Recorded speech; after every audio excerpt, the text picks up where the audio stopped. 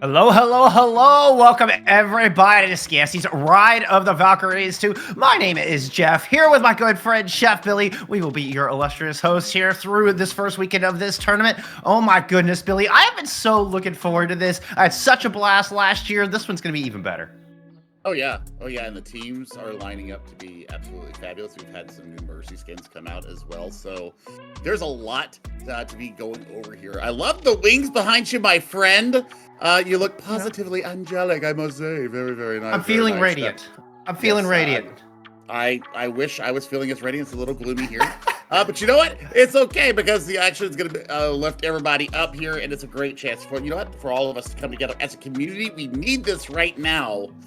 Oh my God, more than anything else, we need the community to be together, and well, this is going to be a beautiful time. Also, massive shout out to Skiesti, you wonderful, wonderful human being. Oh my God, all the love to Skiesti for, coming up clutch, and really putting up, put their money where their mouth is, and you love to see that. That's another thing that we need in this community is people following through with what they say, and that's exactly what Skiesti does, so massive love to Skiesti.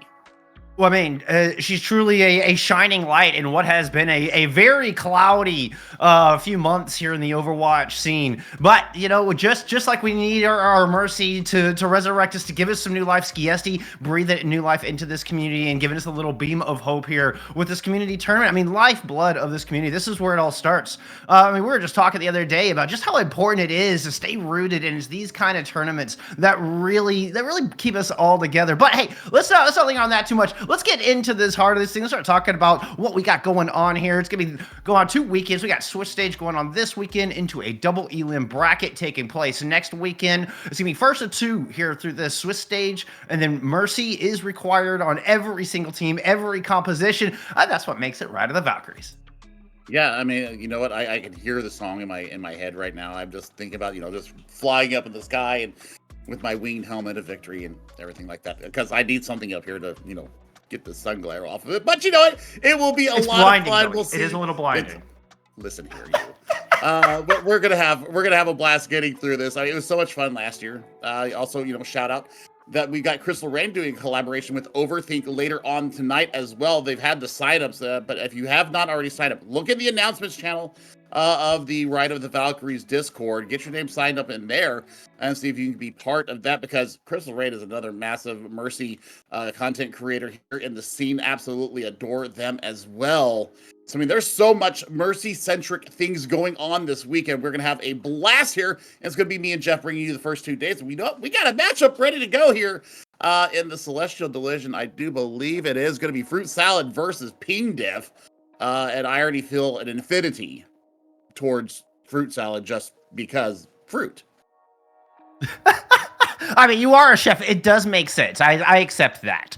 I mean, important thing to note here, you'll see under Fruit Salad, they are in the Celestial Division. We do have 4 different divisions competing in this tournament. Everybody deserves a chance to come compete, come be a part of this awesome event. You don't have to be a T2, T1 player to come compete here in Ride of the Valkyries, though we have that as well. Don't you worry. Things will certainly get very competitive as this goes on. But we want to make sure and highlight all of our Mercy players here in this tournament. So we'll make sure we bring you some teams from each of our divisions, kicking things off here with this Fruit Salad versus Ping Diff matchup.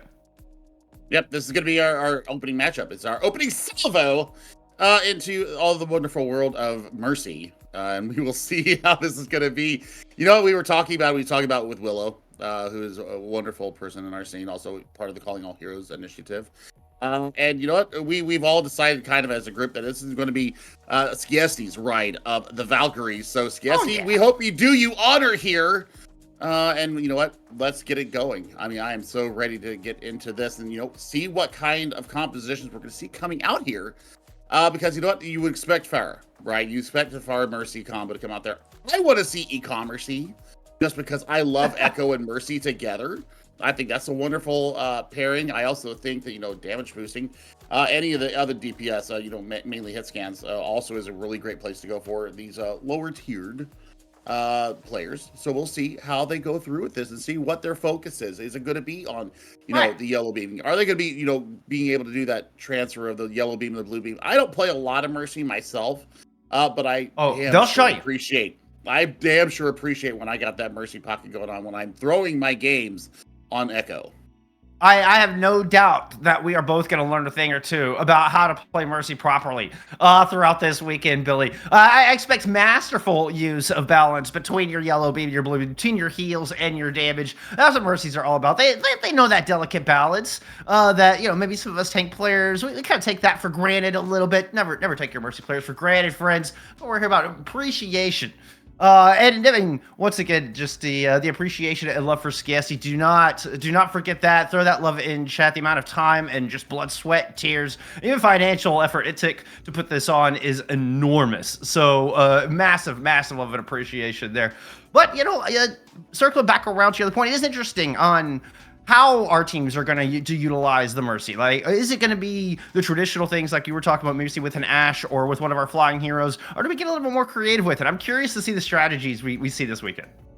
I mean, it's all up in the air until we get into the field of battle. It really doesn't matter what we say, because they may just surprise us and really throw us out there. We'll take a look at the rosters here for our first two teams in Fruit Salad. Queen Bee, Lilac, Daisy May, Monteneva, fellow caster from the EGF and other spaces. Definitely love to see them here. And then Mafia, who is taking place of their normal Mercy player, who is off attending to collegiate duties this week, right? So I was concerned. All right, so we were looking at these teams. I was looking at Fruit Salad, and none of the players had Mercy listed as their favorite hero. I was like, this has to be some kind of mistake, right? This is blasphemous coming in around to the Valkyries, and nobody has Mercy listed. It turns out Saturn, their Mercy player, it has to go take care of some collegiate matches instead. So the Captain Mafia stepping up. I mean, a strong Mercy player in their own right. Shouldn't be too much of a detriment here, but indeed, Fruit Salad will have a little bit of sub in that all-important role today. Yep, and can I also throw out appreciation for the graphic, for their team. That is a wonderfully composed Fruit Salad coming from a Le Cordon Bleu chef. I highly approve of this. Now let's see if they can cook on the day here. Now we'll take a look at Ping Diff, which I always scream because I play on really crappy Wi-Fi and I always think that my ping is off. But we've got Wappies, Katakawa, D-Jackster, Mozilla, and already my personal favorite here as far as as names, battle tags. Girthy Reyes Reyes is fantastic. Is their Mercy specialist, and I love it. Girl, go all day long. I am an appreciation of your name here. Now let's see if your Mercy play is as spicy as your battle tag. Girthy Reyes is also the captain of this squad, so appropriately so, our Mercies are captaining these two teams respectively. Also noticing here, we got two tank players listed starting off, so I'm curious how this is gonna play, how Waptiste will slot in, what DPS hero they're gonna pull out. Traditionally, listed as the Reinhardt player for this squad, but does also have some damage skills under their belt, so we'll see how that comes into play as we get into this first matchup. Yep, Waptiste is listed as their flex, so I love to see that. I consider myself a flex, even though I'm horrible at DPS. But we'll get into that later. We'll get into see how these teams play as we go into game here very shortly. We do have a set map pool for all of our rounds here, for rounds 1 through 3 here today. And today we're going to start out first on map Lijiang Tower. For the first map, yeah. We've got first map is set. Yeah, that's what I was getting there. Let's get in there, Jeff. I'm just clarifying. It's a team effort, Billy. It's you set him up, I knock him down kind of thing. All right. It was just Yep. You got this. It is loser pick throughout the rest of it. We'll figure it out eventually, friends. And then we'll let you know as soon as we get our act together. But indeed, loser pick here through our Swiss stage. First to 2 matchups will be Control, Hybrid, and Flashpoint. Your first 3 maps. I believe we have Push is your tiebreaker if we go to a map 4 here in this first weekend. Some cool maps to choose from as well. For Hybrid, we're looking at Blizzard World, Numbani, and Paradiso are your maps to choose from for Hybrid. So we get some different maps that, you don't necessarily get to see all the time with more traditional competition. I love it. I love the fact that we won't be seeing Kings Row every single time. Thank God. Yeah. I love Kings Row. Okay, I do. Of course. Everybody does, man. but insert horse meme here. Man, Just come on. We love to see it. But you know what? We got our matchup getting underway. All the players are in the lobby. So let's kick off the Skiesti Ride of the Valkyries tournament in the actual. Yes, let's get it going. Let's get your chairs in the upright positions. Tray tables up. Prepare for takeoff. Well, Lijiang Tower, of course, is our first map here as we kick off 2024 Ride of the Valkyries returns. Yes, you hope we do you proud. Hope the players do you proud as well, and I hope that for all you Mercy players out here, you feast on the smorgasbord that we are about to lay out for you. I know she's Swiss, and I know the smorgasbord is Swedish. I get that. Maybe some rösti, maybe some stay going with it. There we go. We'll get some Swiss food out there for you. And it does look like we are going to have Baptiste there in, well, we'll see. But yeah, it looks like Baptiste is going to be in the DPS role there for Ping Diff, so it will be D Jackster coming out in the tank role. It looks like they're flashing us a little bit of the Ramacho right now. Yeah. And you know what? Valkyries and Mozilla, the support line there for Ping Diff. Now looking at Fruit Salad, Queen Bee bringing down Bastion. I like this. This is one of the maps that makes this interesting. I like that we're starting on Control Center right out of the gate. Traditionally, you know, very brawly. Not where you traditionally see a Mercy. Now, so far, we've only got one Mercy on the battlefield. There we go. Girthy Race was just getting everybody out of spawn. We'll say that's allowed. Then the quick swap to the Mercy. Diva coming out from Fruit Salad, so they're kind of a little bit of a different look on the front line to try to protect the Bastion and the Junkrat here as we get things started in White Room. Early pick on to Baptiste to kick things off, Billy. Yeah, I mean, that was a great damage boost coming in. That's really started the damage. Queen Bee actually going down to like 10 health. Was brought way back up there from the boost from Mercy. Now look at this blue beam onto the Bastion. I want to see how the Mercy's going to stay safe, though. You've got the defense matrix going on, right? So now, you know, you can basically work with impunity, as you see right there. That was a beautiful little 1-2 punch from Queen Bee. It's going to get the res out of Girthy Reyes right at the beginning of the fight. Fortunately for Ping, if they're able to swing it back, it's a +1 there. Actually making a +2. Mafia, no chance to use their res. Oh, not even going to get out alive. Oh my gosh, what a fast turn there from them. And it happened, you know, when you see the Sojourn go down. It actually wasn't the Sojourn, it was a Junkrat. Just kind of laying out there and wait. And they weren't able to rotate away from them. There's no speed there. Kiriko doing a lot of the healing. You were using the Suzu to make sure that people stay up and get those negative status effects off them. So I would even venture to say, why not throw a Lucio in here and give yourself a little bit of speed? If you're going to have the Bastion on the field, kind of a slow character might lean a little bit better for you. Oh, I couldn't leave Daisy May in a tough spot with not enough sustain on that front line, though. It's a tough choice. We'll see if it works out here for Fruit Salad. They try to push in for this retake. Full rail charge could open things up here for Lilac. Big shield in the way. They got to wait that one out. Ooh, they're not able to land the rail. Meanwhile, Daisy May's taking a lot of damage up top. It's going to get D-Mech through White Room. The Genji swap paying dividends here for Baptiste, and they've got a blade ready to go. Suzu already used for Fruit Salad, and Ping Diff, they're going to take advantage of that. Pop Attack Visor to come in and clean up. 3K, and Baptiste is going to clean up on the back of that. So, I mean, wonderful use there. The Attack Visors, the only thing that they put out there is pretty economic as well. But Fruit Salad are going to have some options coming back in here. If they go early with the Kitsune Rush and try to take the space here from the choke point, looks like, well, Ping Diff isn't interested in taking that. Looks like they're going to take the fight on their own terms and kind of hang back towards the point. Maybe they're waiting for Mozilla to get their own rush up and then just let loose with defense. I think they know that Queen Bee is about to unleash. It's going to be the ultimate to start things off, but Baptiste immediately uses that as an opportunity to pull out the katana. Oh no, and Mafia is chopped in half. Oh, that hurts in the soul. Queen Bee trying to mow through D-Jackster, but the hands are up. Minimal damage coming through, and Ping Diff hold the line. Annihilation, just an exclamation point here to finish off the first round. And, well, it looks like Mercy works just as well in a Ramatra comp here on Control Center as it does in any other composition.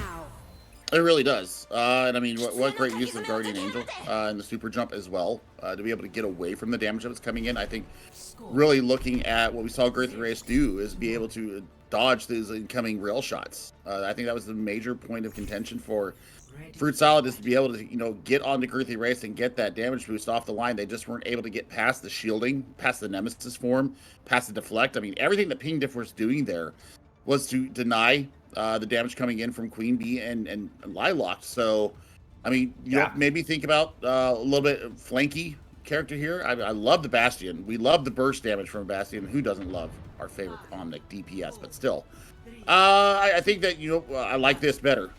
Bringing out the Echo, you're going to have a verticality here that's going to pull Hanakawa and Baptiste's eyes to the sky. I mean, Genji and Soldier 76 are very apt at dealing with off angles, dealing with this Echo. We'll see if LavaLillies is able to kind of pry apart Ping Diff. Ping Diff immediately moving on to this point. They're going to get the positional advantage and try to just lock this thing down. So you see, you got the eyes both ways right now. So, I mean, there's two different points of battle here. Well, Hanakawa doesn't care. Oh, that was an optimistic res there, Mafia. Hanakawa just all over that. Unfortunately, your economy hit the dirt, Billy. I know. Still, Mercy is so fun, though. But you know what? It happens. It happens to the best of us. Now we'll see if they can get out. I mean, there's damage. There's damage mitigation coming on through here, and the L-Beam's doing its job. The focusing beam almost takes Baptiste down, but the heals are just too damn good. Yeah, that was exceptional from Azilla and Gerthy Reyes to survive through a focusing beam. That's a nice edge. Speaking of knives, Baptiste's close to their blade. They're going to take LavaLillies out of the sky along the way. It's a continued rush up front for Salad to try. See if they can batter down the front door, but looks like it's just standing way too strong. Ping Diff have held the line through this initial ultimate. Brood Salad don't have much else in the bank to try to dislodge him. I mean, Queen Bee's just about got an overclock up. And that's a huge pick there, and that's everything going to fall apart right there. Yeah, and D-Jaxter, I mean, a worthy sacrifice to come out and find Queen Bee as well as Mataneva on the Kiriko. What? Res? No way! Gerthy Reyes gets that res off! That's unreal, Billy! And then D-Jaxter turns around and kills Mafia! Oh, now that was a hero play. I mean, come on. Gerthy Reyes, all right. Spicy name, spicy res. Give me this all day long, and now you've got the damage boost from Gerthy onto Baptiste here. So this blade could be actually disgusting coming out from Baptiste. That's our spicy reservoir right there so far, friends. And we're only one map in. Ping Diff aren't going to let Fruit Salad get anywhere near this point. It is a 5v2 right now. Time fading away. Daisy May did manage to make it onto the objective, but only briefly. Oh no, that's a sad sight. Okay, I mean, you took a couple of hits from the Glockster there, and, you decided to pull the blade. And yeah, I mean, that was a lesson in how to take space from Ping Diff, and Fruit Salad just wasn't able to pry them open, like you said. And I mean, Hanakawa here, absolutely laying waste with the tack buys. They were already low, but I mean, still, that's a perfect time to pop it. Zero risk whatsoever on the back of that. And when you got a damage boost on top of it, yeah. I mean, that's fantastic work. So, Ping Diff, take your opening map. The salvo has been shot across the bow. And Gerthy Reyes already on my radar as far as spicy Mercy play. Hello? That res alone just gave me... With a name like Gerthy Reyes, like what did we expect, right? I mean, no, that res alone, that is our spicy res of the day so far. That's the res to beat as we continue here through the tournament. Huge effort from Ping Diff, and I love their strategy. I love that they run with this anti-traditional kind of composition. We were questioning, like, do you run run it with an Echo? I mean, even a Bastion, things that you've heard of, you've used in your ranked games. Running Mercy with a Genji and a Soldier 76, not what I expected. Worked like a charm. I mean, but it leans into lore, doesn't it? Though it leans into Overwatch canon. I suppose so. With the Mercy Genji connection. So I mean, I don't hate it. I mean, Baptiste took full advantage of it too. No doubt. Baptiste immediately made the swap. Started off on the Mei, and then turned around and immediately swapped to the Genji. Never changed. And then there's Gerthy Reyes with the outstanding performance on Lijiang Tower to kick off the tournament. That is how we start off this round of the Valkyrie tournament with a nice, clean, even 4,000 healing done. My OCD is very happy with that. I know you. I knew you were going to say that. All those zeros lining up very nicely. Just the 18 Yes, kind of to yes. throw it out of whack for you. But if I you think about it, know. 8, it's just 2 zeros stacked on top of each other. So look at it that way. Look at it that way, Jeff. It's 2 zeros stacked on top of each other. I just block out the 18, and the 4,000 is still just soothing to my brain. And it's very soothing to all of Ping Diff, as a matter of fact.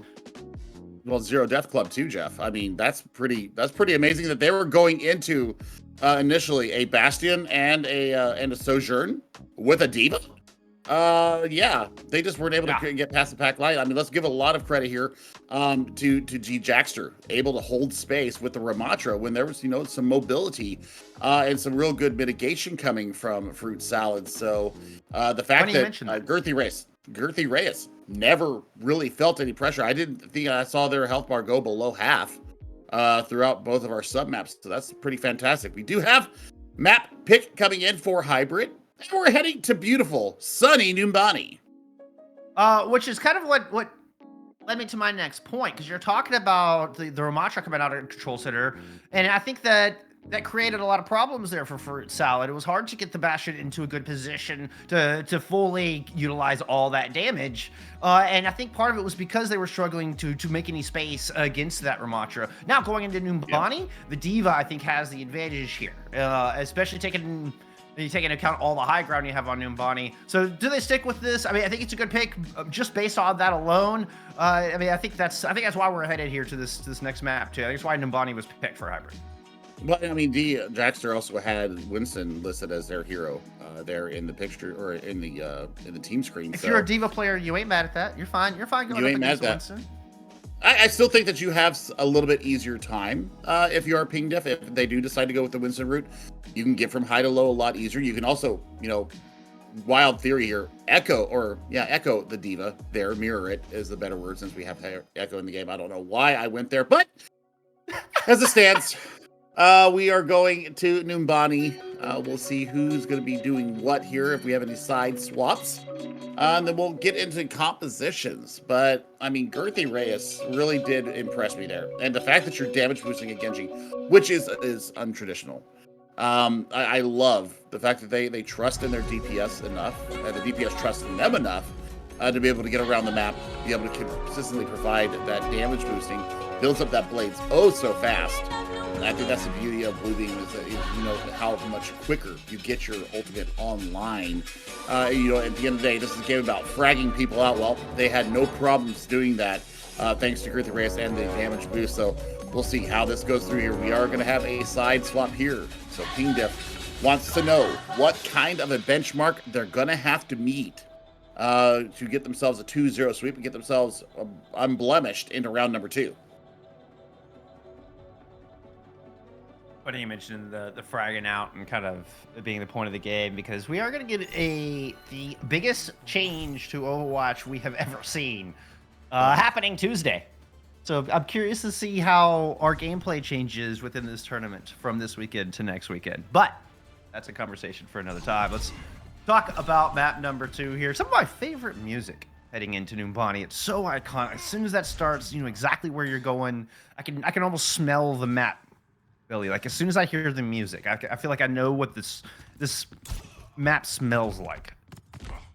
I mean, I can smell the Kofi aroma outside of the first spawn door. Yes. The coffee shop there, Kofi aroma. Yeah. I'm sipping on a coffee myself right now, so I'm kind of feeling the fantasy right now as we get out the gates. We are in fact going to see D Jackster come out on the Winston. Queen Bee over to the Reaper, so definitely thinking about chunking down this Winston. That's going to be a point that Jackster's going to have to be very cognizant of. Girthy Reyes, let's see what you can get done here. You've got your Soldier Genji DPS lineup here, and, well, silence once again. It's just going to say bye-bye Lilac with a kunai to the face. Oh, what an angle. And D Jackster's going to go in and make sure Mafia cannot res that up, take advantage of this 5v4. Queen Bee not even able to keep him at bay. 1-2 there for a moment. Immediately Suzuing the ante, and D Jackster's out scot-free. I love that we see an Ana here though.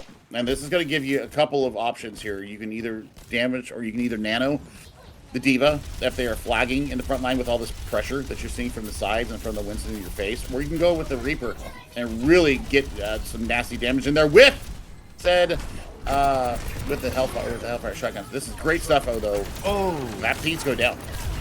Yeah, Queen Bee got a little too excited and just gave away Fruit Salad's advantage that they worked so hard to get early in this fight. Lilac got choked down super low, but does manage to survive. And Hanakawa has to back up here for a reload down in the low ground. Fruit Salad has made their way onto the point.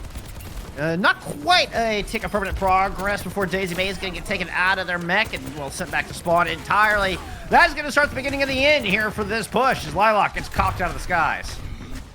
But Girthy Race is down. Okay, so that's a point here. Somebody's going to have to go back and taxi back that Mercy to get them back in the fight because the spawn difference is definitely in Ping Diff's favor here. Or, I'm sorry. They got two very fast DPS. They're going to get back.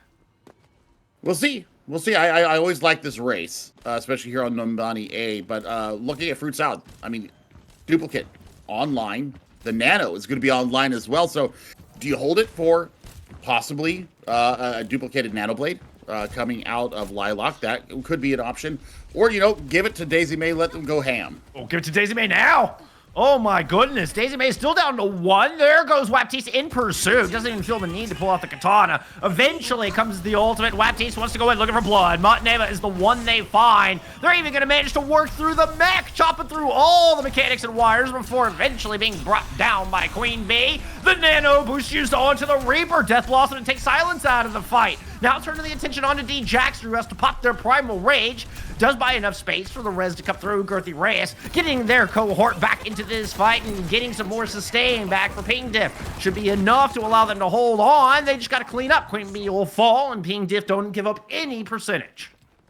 I love the Nano onto the Reaper. That was a beautiful usage. I mean, they almost cleaned that fight out. It's the fact that Waptiste got so much done with that blade kind of negates the usage of it. So Monteneva over to the Baptiste now. You still have self-destruct and a duplicate online here for Fruit Salad. They definitely have some options here.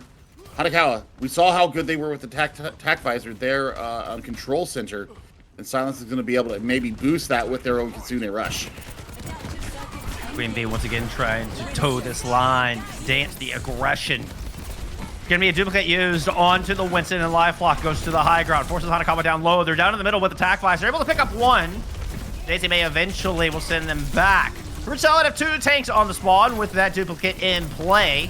And have at least bought a little bit of space, but now Ping Diff return. Oh, but not with enough. D-Jaxer took so much damage so quickly. The res not there. Girthy Reyes tried from the high ground. Still, the defense are able to sustain through this. How does Ping Diff survive through all that? Unreal. They will full hold in the purest sense of the word. And I mean, it's the fact that Silence is able to get that Swift Step and the Kunai down, and the Suzu down, that keeps Hanakawa up and really turns that fight in his favor, because we lost both of our Mercies at the beginning of that final fight. Both DPS marking out the Mercy player for either side, and then it was just a matter of cleanup. And the fact that Daisy May loses the mech when they had self-destruct in hand, they did let loose, but they didn't get a lot of value. It was just a remech opportunity. You know, I like it. You know, the fact that it was there for them. But there was just no sustain on the back of it. Monteneva got marked out, and there was no res available because you'd already lost Mafia. So everything kind of just snowballed out of control there in that final fight. So for Ping Diff, I mean, you know, choosing defense first really did work in their favor, Jeff. Well, and kind of anti-traditional strats as well. Pulling out the Kiriko instead of the Ana. I mean, traditionally, I was even thinking about this. You're running, if you look at this, your Silence, the flex support in this scenario, your team comes out with Winston and Genji. Like, how much is the instinct to go Ana there? Like, everything in your soul is telling you to play Ana in this composition, as we see Silence make the swap. But previously, like, it was such a good read because Montenegro was not able to get any value out of those antes. It was the big thing Fruit Salad was counting on to try to initiate the fights. But the Suzus were too good. Silence wasn't letting anything past, and it was just a beautiful work from the back end between Silence and Girthrius. Hanakawa over to the Echo. Queen Bee is going to have this damage boost from Mafia, and you're going to have some escapability vertically for Mafia as well. to be able to get out of there with the Echo online. Oh my god, if that was damage boosted, Queen Bee's gone. Well, I say that, D-Jackson just cleans up the mess. Able to hop into the back and find a vulnerable Queen Bee while Fruit Salad all pushed forward. Silence rezzed up. Oh, but Girthy Radius falls just as the res comes through, but Pink Diff has still managed to clap back twice as hard. Should be able to close out the 33% they need to take our first match here in Skiesti's Fight of the Valkyries tournament. There's the D-Mech on to Daisy May, finishing off the Pilot Diva. The 33% accrued, and Ping Diff win 2-0. I mean, we saw the changes try to come through here from Fruit Salad, but I mean, Ping Diff just had a good understanding of how they want to play this. And it's non-traditional. And Wapteeth on this Genji, absolutely earning their wings here. But still, I mean, Spicy Reyes was a massive reason why they win this. It was from, really bold play. And Wapteeth, gets the job done here as we finish out the play of the game. But man, Girthy Reyes really did show up big here for Ping Diff. You know what? We're going to name them our most valuable Mercy of the match. Hands down, without question. And so far has your Spicy Rez of the day. I like the nickname Spicy Reyes, by the way. I think that's good. I think that's fitting. We're going to roll with that, at least. All right. Anyway, hope you like it. Anyway, I hope you like that match. I mean, what a start. What a great start here to our Skiesti's Fight of the Valkyries tournament. I think we're going to actually get a chance to talk to Ping Diff and see if we can, maybe ask a few fun questions, get to know some of our players here in the tournament. We're going to take a quick little intermission, get an interview set up. When we return, we'll see what they have to say. We'll see you in a minute.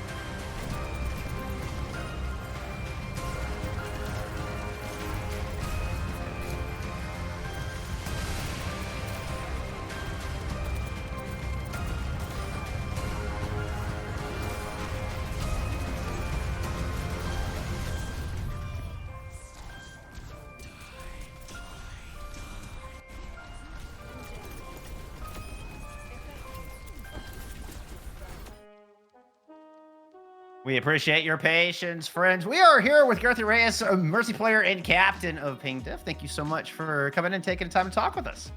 Yeah, thanks for having us. So we were discussing a little bit here before we went live, just kind of about where their name came from and how your team got together. I mean, tell us a little bit about that. So the reason our name is Ping Diff, I have 2 EU players, which is Waptiste, who is our Genji player, and Mazilla, who was my other support on Lijiang. And so how they play on that ping, I will never know. They come and play on NA servers. But most of my team are just homies that I've had for years. We actually played in the first ride of the Valkyries. Oh, fantastic. So it's nice to be back. So you're saying some of y'all, you and like Hanakawa go way back kind of thing? Oh yeah, some OG. Yeah, I started streaming in 2018, and so most of my team are people I've met through Twitch and other communities. I call myself a gem collector because all the communities I've been a part of, I got to take their VIPs and they came and hung out with me. So which is awesome. So yeah. That's always all right. I've got to get in there. Okay, Gerthy Reyes. That name alone just tickled me pink. Obviously, because I love the name. So, what brought that name about? First of all. Well, I'm a Reaper stan.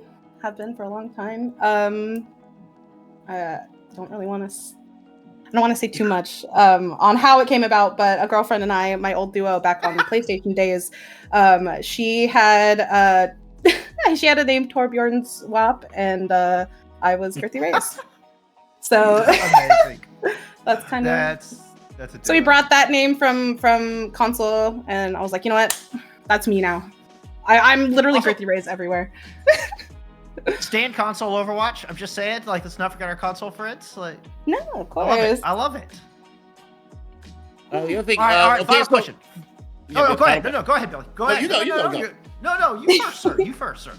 Oh, well, I thank you, sir. Okay, so for you, because we are both tank players. So, depending on we looked at you 0 Death Club on Lijiang Garden, Lijiang Tower.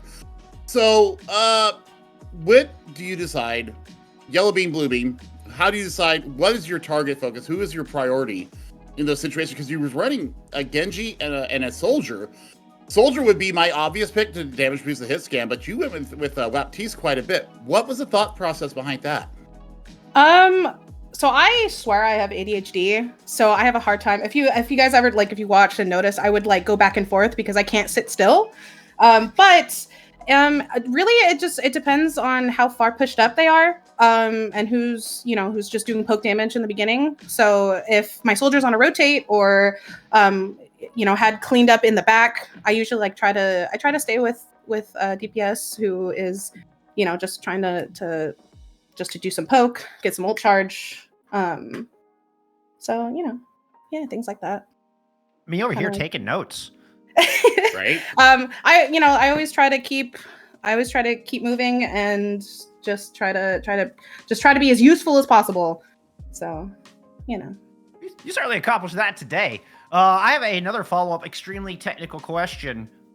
What's your favorite Mercy skin? Oh, pink Mercy. There you go. There you go. Pink Mercy Club. All right, well, there you have it. That's how you want to get our spicy res reward here in Skiesti's Ride of the Valkyrie tournament. Pink Mercy skin. That's what it takes right there. And some ungodly skills like Gerthy Reyes has here. Thank you so much for coming to join us. What's your Twitch? Oh, TTV/NCal _ babygirl24. There you go. There you go. Go follow Gerthy Reyes. Go check him out. Thank you so much for coming to chat with us. Good luck with the rest of the tourney. Thank you so much, guys. Bye. Bye-bye. Oh, I love talking to our players, Billy. That's my favorite part of this job. This is the treat of this job, getting to know our players, getting to know our teams. And that is a good way to kick it off. But it is only the beginning. We're just the Moose Boost. We have lots more to go. We're going to take a little intermission, get set up. When we come back, more Skiesti's Ride of the Valkyries tournament. We'll see you here in a few.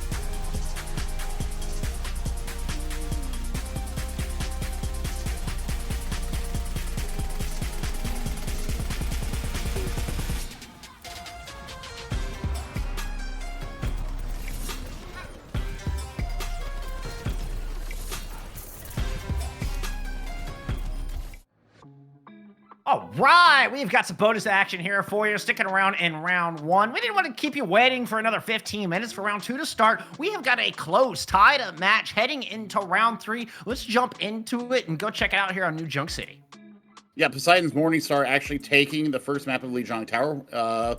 And then Rough Diamonds comes back and takes Blizzard World to force a map number 3. And remember, we're still round 1 here, and it is a 1st to 2. So somebody is going to win here and get themselves into round 2 with a win under their belts. And every win matters. Being a Swiss bracket, our teams are matched up based on their record. It's not a preset. Everybody plays everybody. It's your 1-0 teams are going to play each other, then continue to move up. And our top 8 teams from each of our different brackets will move on into our double elim tournament next weekend. So each one of these dubs carries great weight with it, Billy. Yep, and then we'll see. It's going to be New Junk City that we're hopping into as soon as they are ready, and we are ready right now. Love the Poseidon Morningstar there. A little bit of a Sailor Moon look to it. Rough Diamonds, of course. That's beautiful. We got silver and gold there. Of course, we are still in the Celestial Division. So a lot of our players playing in this ELO. So we'll see what they got coming out the gate. Man, oh man. New Junk City, though, it's got its own music, too, just like Noombani. We'll see how this is going to go down. I love this music. It low-key slaps. No lie, no doubt. Also like the name Rough Diamonds, as you mentioned, Celestial Division. We do appreciate all skill levels here at Skiesti's Ride of the Valkyries. So yeah, the Celestial Division max diamond rank here in this division. So Rough Diamonds, very fitting. I dig it. Clever. Showing us a better mantra here, though a little bit of time to change their mind. Yeah, I mean we got Thumpus on Mercy for Rough Diamonds. I love that name. I don't know why that's screaming to me right now, but it does. Propinator, that's another good one. I like Chibi Sam as well. Then K-Pay is going to be the Morningstar Mercy specialist here for Poseidon. So, New Junk City, Flashpoint, way faster mode of gameplay here. We'll see how the Mercy's way into this gameplay. Very similar compositions. In style. A couple of different hero choices, perhaps comfort picks. Sojourn being one I'm really keeping an eye on. Vex spam damage coming in from besides Morningstar as well. And Muatori feeling kind of locked into that room. Oh, big Bionade. Nice shot from Insta-Whirl. Give me Sam. Finds the business end of that railgun. 5v4 here for besides Morningstar as they continue to work their way around the arena. If they can take advantage. Certainly don't want to lose anyone. They send one down low to the point. There's a, Let's Talk is having a little bit of a nap on the back end while Poseidon Morningstar grab control. Well, baby, it's all about high ground control and the rotations coming through. And it really comes down to the Mercy players being able to jump and being able to deny the damage coming in, especially Insta-Whirl and Let's Talk. MTG, I'm going to assume that's Magic the Gathering. Nemesis form out early here from Beast that might go down for their wares. Wasn't enough blocks in the world to fend off all that damage, but there is a nice little pillar there, and K-Pay able to get Beast right back on their feet. No worse for wear. 5v5 on this point. Muatori moving down to the objective. This is a dangerous move. Yeah, Thumpus doesn't make the rotation. Even with the Kitsune Rush, Rough Diamonds just doesn't have the positioning to really do that effectively. Insta-Whirl here, overclock from the high ground. Manages to pick up one, but guess what? Rough Diamonds managing to win out a bit of the grudge match down low. Jimmy Sam picking up that kill on a Propinator. It's a 2v2 here. Things aren't looking bad for the Diamonds. Not at all. I mean, they should get pretty close to matching this this capture percentage, if not succeed it now. And I mean, Imutori, wonderful play from them on the Ramantra. That little shield in the Ravishing Vortex holding people down. You're looking at Chibi Sam and Let's Talk be able to rotate around and take advantage of those cooldowns. So now you're looking at a 3 ultimate fight here for Rough Diamonds. How do they wear this out? That's Morningstar trying to kick things off here with a good tire. Looking for that Mercy. Dropping from above. 2 go down. Propinator just delivering a victory into the pocket of Poseidon Morningstar here for Arena. Still some work to do. Still some cleanup. But a quick pop of the Nemesis form will put Let's Talk back in the grave. Chasing down the Kiriko. Suzu used to keep themselves alive. Can you find a teleport out? No, can't get it in time. Well, I mean, there's still a little bit of time here for Rough Diamonds to be able to get back onto the point. We'll see if they actually are able to take advantage of it, as it's now 80% to 97. Yeah, it's going to be broken, but I mean, Annihilation should get them onto the point and should give them at least a chance to turn this in their favor. Thumpus popping the Valkyrie to try to escort Diamonds into an upset victory, but with Tori going down early, followed quickly by Thumpus, it's looking less and less likely, even with the Blizzard and the Deadeye invested from Rough Diamonds. They're not able to get enough picks to get the job done. I thought that Chibi had his chance there. Maybe he popped the ice block just a little bit too early, and using that wall to section off Morningstar from the point to try and get the control there. But, as it stands, pretty back and forth there. I mean, I can see why we've hit a map 3 here, Jeff. And now, Yes, Tori has that Annihilation online, so that might be a chance for them to get on this point and really solidify their stance on it. Besides Morningstar doesn't make it there first, so Motori is going to have to dislodge their opposition, but an early pick from Let's Talk at TEG could do just that. Annihilation used very early in this fight. Gets one ice blocked down with the Cryo Freeze used, turn the attention on to Beast. Beast getting a lot of healing. KP was, just keeping that yellow beam on there. Oh, gets the kill with the tendrils on the outside. Beast has managed to return fire, and our Ramatras are just going tit for tat on the poise. Beast manages to tilt the scale and chase off everybody else. Oh, that is such a rough outcome there for Rough Diamonds. They had the initiative. They had an early pick come out onto Scooby, I believe it was. So, I mean, it was only one healer. KP was really putting the work in, using the geometry of this map to be able to kind of section themselves off and make sure they weren't getting any of that tendril damage coming in from Emotor. Oh, they're going to take a well-earned nap. They had a wonderful turn there, but now it's 42% and counting. And InstaWorld is going to have an overclock to boot coming into this fight. That's the second long-distance sleep we've seen on Scooby. Ooh, nice. InstaWorld takes Chivisam down for the second time this map. We're going to res out early. Wall up for Propagator has put Rough Diamonds into a tough spot. InstaWorld trying to chase down JV. They're able to drop to continue rushing in, teleport out of dodge. But Blizzard now in play, and everybody's frozen up. That caught at least 3 in it, and another great sleep from Scooby to deny a Suzu coming out from JV. Oh, my word. Perfectly played there from Morningstar. And, I mean, they've given some ground. They've taken some losses. They've been able to really withstand the barrage that comes in from Rough Diamonds. I think that their cooldown management and their ultimate usage, just weighing out when they need to let loose with them, has just been that little bit better. We've only got this one map as our sample size, but my word, these two teams playing neck and neck. Now Chivisam does have their Blizzard as we enter into, I believe that's not the refinery. No. Is it the refinery? It looks like the refinery to me. I think this is the refinery. I'm starting to get him confused. I used to have it all locked in, and then I stopped caring so much about exactly which point was which, and now I get him confused. I'm confused. I'm always confused, though. I'm a chef. Yeah, exactly. That's just a permanent state of being for me as well. It's all right. Nice shot from Jimmy Sam. Look at that icicle. Jimmy Sam had been struggling in these fights. Got picked off early from InstaWorld on both of our previous points. Gets first blood here, and a nice start for Rough Diamonds in this third objective. Oh, Blizzard tossed up to the high ground. Scooby's already down. Is there anybody up there to take advantage of it? Deadeye as well. Beast snuck around the corner just in time, but still the wall drops, and so does Beast.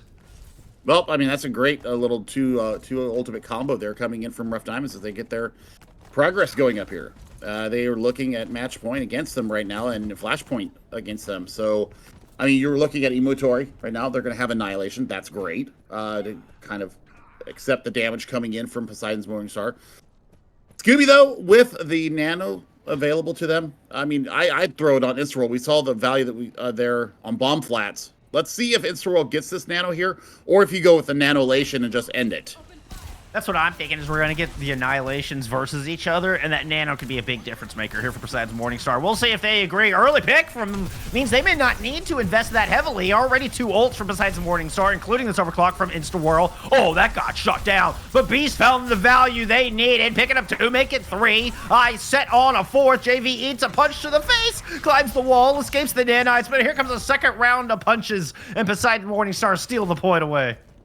Yeah, but it's 99%, so they're going to have to be perfect here. Otherwise, we're heading to the 4th flashpoint. Propinator coming up on their Blizzard right now. I mean, once again, you know, you've put out the overclock as well. Israel in the middle of that extended fight, put out their overclock. So now, you know, really who is your nano target? I think that you put it on Beast just for the Nemesis form alone, just to keep them up through if they start getting, you know, kind of weighed down, especially with Imutori with this annihilation of their own. Oh, yeah, definitely need to throw it on him. That's a great Bionade. It's just going to slow down, make Rough Diamonds think twice, buy more time, which is precious here in Flashpoint. Good ult discipline from both of our teams in the previous fight means they have some tools to work with, and another huge bio! Scooby starting this one off strong. Nano thrown on to Beast, but here comes a Muotori in with the Annihilation, but it's just too much damage! They can't get anything done! Propagator has a Blizzard down, and Rough Diamonds are in a rough spot indeed. What a res though from Thumpus. Oh, hello? I don't care if you lose the fight. That's spicy! Yeah. It was a spicy res, Billy. I can't argue that. It may even go in our list. I don't know if it'll beat the one from Night Market, and Rough Diamonds certainly won't be able to beat Poseidon's Morningstar here on New Junk City. It's going to be a 2-1 with Poseidon's taking that one. And, well, moving up to 1-0 here to kick off the tournament. Oh, fantastic from both of them. Fantastic from them. So we'll see. Hopefully we'll see them a little bit later here in the Celestial Division. I mean, that is a barn burner, though. Here, just the first round. Bonus coverage for you guys here, as we're taking a look at another match here in the Celestial Division, and it is Morningstar doing the reverse sweep against them, and getting the 2-1 victory there on New Junk City. So, you know what? We're not going to have an interview for this one.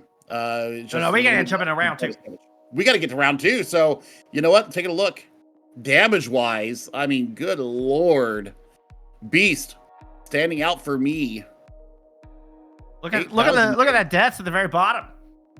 Pepe with 1 death there on Jug City. Just impossible to kill, it seemed like. Yeah, I mean, great tech. I love it. Great tech from the Mercy player. It's got, at least we didn't see enough to give a Mercy of the match, but we'll give KP our most valuable Mercy of the map. There you go. All right, friends. We got to keep this moving. We got to get into round 2. We're going to take a quick little break. When we come back, we're going to head into our... Oops, what it is the... What's that division, Billy? Ethereal Division. Thank you. I don't know why I couldn't... Ethereal Division. Coming up after the break, and maybe I'll find my brain somewhere in the meantime. We'll see you in a minute.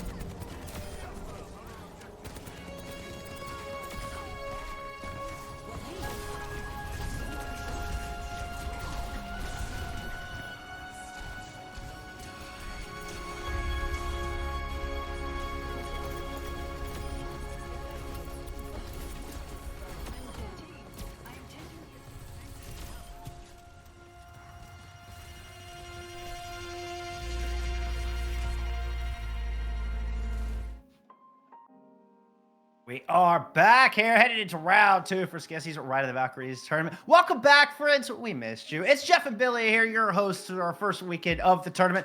And we're about to head into our Ethereal division. LavaLillies taking on Mercy's Cult here for round two, Billy. Yep, as we mentioned before, we are in Swiss here. So this is not round robin. It's the best of the best progressively through the rounds to get us to our top 8. And both these teams are coming in 1-0. LavaLillies versus Mercy's Cult. We do have our first map as it is already predetermined for the round. So everybody here in round number 2 is going to be starting out on Oasis. We'll be loser pick from there. And yeah, first to 2 here through the round robin stage. So every map carrying that much more gravity with it. If you're going to control, it's always a big boon in any kind of first to 2 scenario. And Well, we'll see which team can take Oasis and put themselves on match point right out of the gate. Moving up into a division here where this is going to be, I believe we're in the Masters division, the Ethereal. So a little bit step up here from the previous game as far as skill ranking is concerned. But once you get into a team environment, Billy, I feel like those gaps are a little bit closer than they are on the rank ladder. Yeah, I mean that was always my experience during when I played competitively. Bringing back console here, but in CGL, right. I played up with diamonds, and that was always very fun because you get to pick and the steel sharpens steel. I always say that a lot, but I think in the competitive environment, it's so different from rank because you have the same 4 teammates now all the time. You get that synergy, and I think that kind of bridges the gap between the ranks. Absolutely. And you get that experience there. So that's what I learned. I was always the worst player on the team. I always say that, but I always felt that. But I doubt it. No, it was kind of true. But let's take a look at these two teams, though. Let's start off with LavaLillies. And you know what? We got Blood Bunny here. January, Your Queen, Joy, and Harmless. And I tell you what, there was a person here on the team. It's Blood Bunny. It's Bunny Lesbian from Twitter. And I absolutely adore their face. They were in Calling All Heroes as well, which also gives me love for the world there because I'm just a big, how I feel about Calling All Heroes. And I mean, we had a great championship. What's not to love about CAH? Oh, yeah, that was amazing. That was amazing. And it feeds into that. I mean, all this feeds together. It's all about, I think that these Mercy-centric tournaments, I think Mercy as a hero herself is a real rallying call for those of us that don't fit the stereotypical norm. And that's why I'm such a proponent of this. That's why I love Skiesti and what they're doing here. It's just extenuation of what you see there, bringing the community together. And well, I mean, this is a perfect example of it right here. So we'll see Blood Bunny, aka Bunny Lesbian, on tank there. And now we'll take a look over at Mercy's Cult. That's a fabulous name, by the way, because back in my younger days, I used to think that Mercy players were all part of a cult. I did. I mean, understandable. It can feel that way at times, but it kind of goes back to what you're talking about. We accept the weird. The weird are always welcome at my dinner table. That's what we're about here. Always welcome here at Ride of the Valkyries. I mean, go against the grain, fly outside the norm. You guardian angel into the face of danger. That is what we are talking about here. I mean, I don't know. I mean, you've seen your standard bat player out there. I mean, I sit back, I do what I'm supposed to do. It's pew pew pew pew pew pew pew pew. You want to read the fine print on that self-destruct? Here's a lamp. Pew, pew, pew. Mercy coming in like, there's a reason Mercy has the Baywatch highlight intro. Mercy's are sexy. They are spitting in the face of danger. They are coming in with clutch reses to pull you up in the middle of a fight, just like we have seen already several times today. I mean, this is why I feel so at home here, Billy, and I hope everybody else does as well. I mean, I definitely feel at home here, and we'll get a chance to see what. I'm still going over your technical terms for pew pew pew pew pew pew pew pew. I'm still computing that in my head, but I mean, it is what it is. We'll see. Yeah, we do accept the weird here. I'm the weirdest of them all. I'm also the oldest of them all, and I say that everybody can play here. Damn it, and that's how we're gonna be. I mean, we're everybody's favorite boomers. Nothing we could do about that. That's okay. We love who we are, and we love who you are as well out there, friends. And we certainly love all of our players here. I'm really looking forward to getting into this. I didn't really, I was having fun there as we were looking over the rosters, but I do want to point out something. LavaLillies showing us both Echo and Farah coming into this. So this could be a very aerial dogfight kind of match we got in front of us here, Billy. Yep, and it looks like we do have. I said that. Oasis is going to be our first match here, so we'll see. We'll see if the skies are going to be dominated, or maybe they were just trying to debate us and they're going with something completely different. We saw completely different happen in our previous match there in the Celestial division. So you know what? I mean, it's time to pull out all the stops. Have fun with this. This is a wonderful community tournament. And I mean, mentioning Skiesti once again. Everything that kind of went down. She's putting up the bill for this by herself. So that's hearts in chat. Thank you, Hearts in Skiesti. chat. Thank you, Skiesti. Yeah. What a member of our community. We are damn proud to have her, and I'm damn proud to be part of this tournament because of that. Damn proud. And because of everything that she does. I mean, you would see her on Twitter all the time, and I love everything out there. I want to actually ask her what she thinks about the new Mercy skin too. I haven't had a chance to ask her yet. Remind me to do that later, Jeff. I need to ask her what she thinks about Inquiring minds want to know. Yes, we I have want to burning know. questions, Billy. We have burning questions. Some people call that heartburn.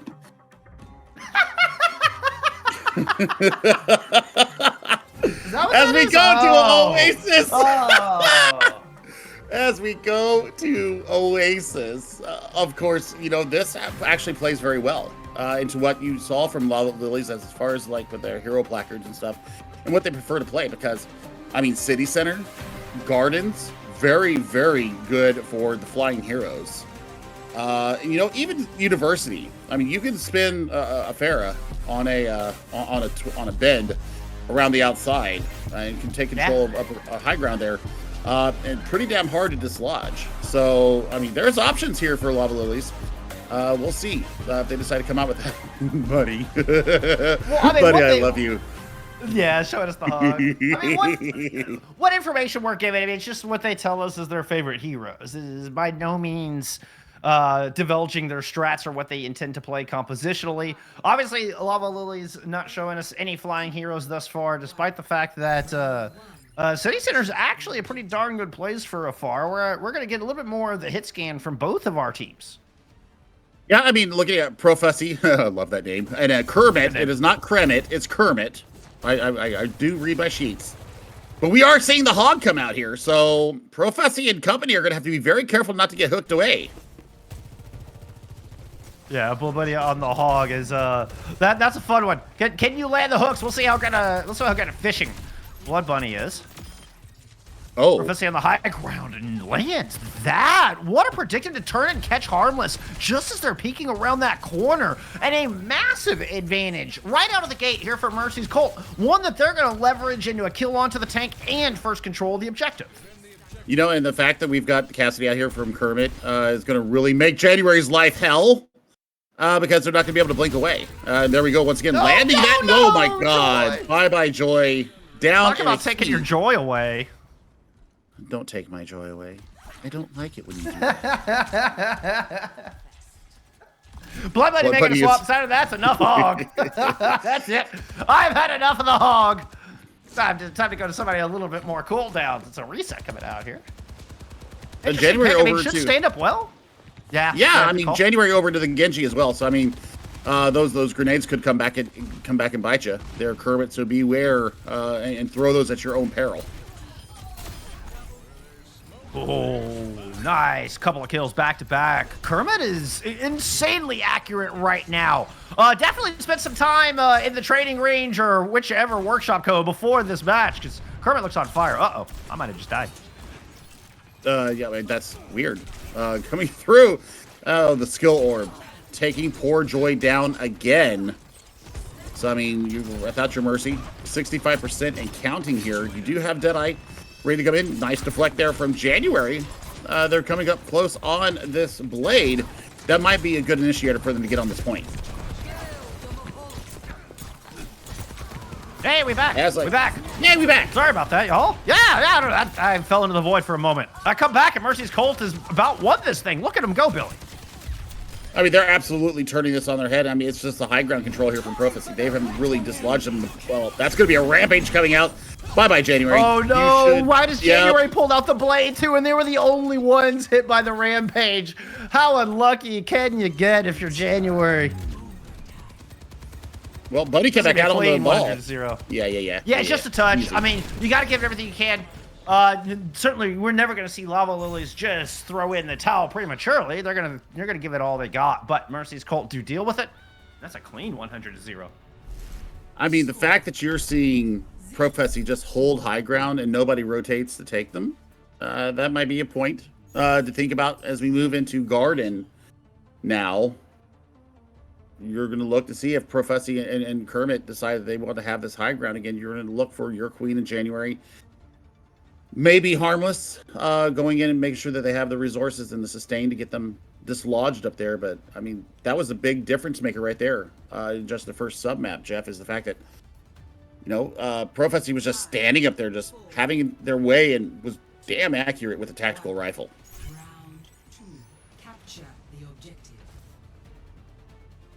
Barely any damage taken from Maiden on that one. Got some wonderful stats on the back end. Maiden was barely even touched. Maiden took less than 200 damage there for the entirety of round 1. Oh, good hook to start off round 2, though. LavaLillies trying to see if they can get themselves back in this. Remember, this is a first to 2, friends. So when on control, put you on match point right out of the gate. Another hook on the Old Fish Toast, but not able to secure the kill. Yeah, it's all about baiting that hook out like that right there. Bunny was looking for it and could not find it on the end. The damage boost on the back of it is just scary business in its own right. And, well, I mean, that's a skill orb in the middle of a pack. I love the patience out of Mercy's Colt, Old Fish Toast specifically. It would be very tempting to try to push down into that stairwell, but Old Fish Toast just holds the line, and that patience is rewarded with a 3K. Did you see Gracie go out there and just connect on a Blood Buddy and pull him back so they couldn't get around the corner and take a hit off their vape? I mean, come on. That's just cheating. Old Fish Toast is on one right now. And, I mean, they're matching Blood Bunny right now as far as the ult charge, but, I mean, landing...